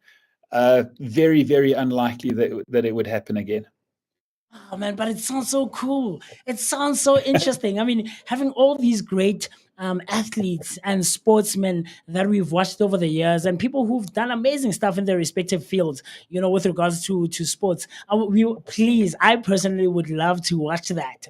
We should bring it back and maybe try to bring people who are in sports right now, who are on the fields, and people who are representing our favorite teams and our national team. Of course, it would be so cool to see that, man. I would love for something like that to happen. But no, thank you so much for sharing all of this knowledge. I wish you were here in studio, but God willing, in the future we can have you right here in studio with us, so that you can share more, of course, because I feel like there's so much that we didn't touch and we didn't get into. The conversation of motivating and influencing and trying to get people to their successful ends, I personally feel is an unending one, and we can never raise enough noise about it. So thank you for that one. But very quickly, for someone who's very interested and found what you were saying very fascinating and intriguing, how can one reach out to you across social media? Perhaps is there a WhatsApp line that you have? Is there a website and all of those things? Yeah, we do have a website. Website is ridgelineza.com. And I see you've shared on screen my social media handles. On Instagram, it is ridgeline_global. And if you want to get hold of me on WhatsApp, my WhatsApp number is 0836037119. And that's probably the easiest. Reach out to me on email as well. That's probably old school. Eric@ridgelineza.com. And it's ERIK. And I'd love to hear from you, have you with on some of our adventures. We do an amazing dads and lads hiking weekend about 2-3 times a year. And maybe I can work with you in your organization in the future as well. Absolutely. Oh, that is actually amazing, and would actually also appreciate that. So, if you do have any other major events that you probably be having down the line, please let us know in advance, and would also like to come and do some media coverage for that. Yeah, absolutely. No, thank you I'll so be much, thrilled with Erica, that. and Thank you we very much. appreciate you, man. And hopefully you'll have a great day ahead. Thank you so much, and we appreciate. It's a pleasure, guys. Can I wish everybody everything they deserve? Absolutely. Thank you very much. Absolutely. That was Erica van Meulen, a keynote speaker, an MC, and of course a facilitator. Someone who's well versed, in leadership and behavioral strategies. You can absolutely reach out to him. He gave the website, he gave his WhatsApp number and email, and all of those things. And I promise, from all of the things that he was sharing, you will absolutely not regret. And the hope is that he will absolutely reach out to us with any of the events and functions that he has, so that we can go out there and see the work that he does in face, in person, literally watching him and receiving all of this knowledge and information that he has, because I feel like that he has so much to offer, man. And hopefully he can have that reality show going up again very soon. It would be so cool to watch that, our sportsmen racing and having them from across different sporting codes. It would be so cool to do that. So I'm gonna go very quickly, because the time is not on our side. We're going to take a very quick break so that you and I can run to the loo, grab a glass of water very quickly, because we've been talking for a while. And then after that, we're going to be giving you all things Rancho, like Afriberry has given you the question that we have today. Reach out to us on our WhatsApp line using the number 060-493-3226. That's 060-493-3226. But with that being said, let's pay our bills quickly, and you and I will see each other right after this cool stuff. Vooka, Msansi, we are here at the Rancho. Now, if you would like to win 2 tickets for yourself and a loved one, be sure to tune into the Vooka Breakfast Show every weekday from Monday until Friday from the hours of 7 and 10 a.m. Yes, and you can definitely catch the rain show from the 17th until the 21st of April. And if you do want to stand a chance, be sure to tune in from the 7th and the 11th, because that's when we'll be choosing our winners. Don't forget to also share those hashtags. It's hashtag what? Hashtag Vooka Breakfast Show, hashtag Rant Show 2025. Now for me, Afriberry, also known as Miss Berry Blaze, the darker the berry, the sweeter than tuntut. And also me, TC Gashabalala Mazibugo, your time cut creative and your positivity dose of the day. Catch us live every Monday to Friday from 7 until 10 a.m. on the Vooka Breakfast Show. Yeah, yes. Come back. Welcome back, everybody. So the question that we had for you to stand a chance to win tickets to the Rain Show was, which adrenaline-filled activity is available at the Rain Show 2025? Is it A, skydiving, B, helicopter flips, or C, hot air balloon rides? And to our fellow person, to Hector Takalani. Hector, you've already won. You can't enter again, Hector. Hector, if I'm not one chance, you can't enter for the first time and then you win and then you still want to come back. Hector, please give the other people a chance now so that they can also win and then be with us. Or am I lying, Musi? No, you're not. You're not. So Afriberry is absolutely right. So if you've someone who's already participated in any of the competitions that we've had regarding the Rand show, you can't enter twice. So whether the answer is right that TK gave or not, we're still to find out. So we're looking for someone else who has not won, because TK, you're going to get your tickets. Absolutely, you're absolutely going to get your tickets because you won last week already on a Friday. So the question still stands: which adrenaline fueled activity is available at the Rancho? Is it A, skydiving, B, helicopter flips, or C, hot air balloon rides? And this is for you to stand a chance to win tickets to the Rancho starting this coming Thursday on the 17th of April all the way to Easter Monday, the 21st of April, happening at, rather taking place at the Nazareth Center.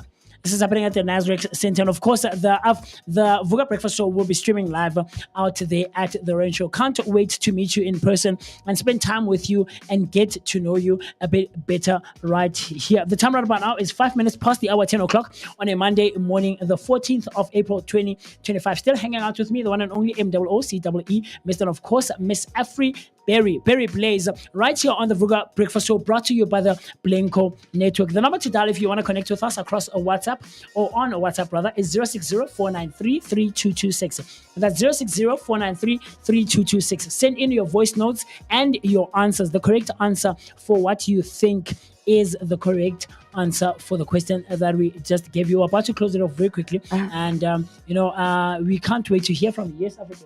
You know what? I don't know, ne? So you guys got the question right. I don't know if I'm like allowed to just like throw in something, Yana, just to make it extra exciting. They have to figure it out for themselves. I can't figure out. You got something different. How? What? A hint? You want to give them Not a hint? even a hint. The hint is the answer is already there. I can't give it a hint. What do you want to give them? Because I feel like we didn't do enough riddles. Okay. So just basically whether you answer the question or the riddle, but you still do stand a chance of winning yourself a ticket. So the riddle that I'll give you, and the reason why I'm choosing this riddle is because if you are watching from the beginning, if you watch the show from the beginning, Yeah. the answer to this riddle is something that I gave out as soon as the show started. Yeah. So that's why I'm asking. So the theme is the Baby Expo, and then the riddle is for moms and dads seeking advice, workshops and products that entice, from tiny tots to newborn cries. For all, find all you need under the sky. Where should I go? We did it though. You did it. We did this one already.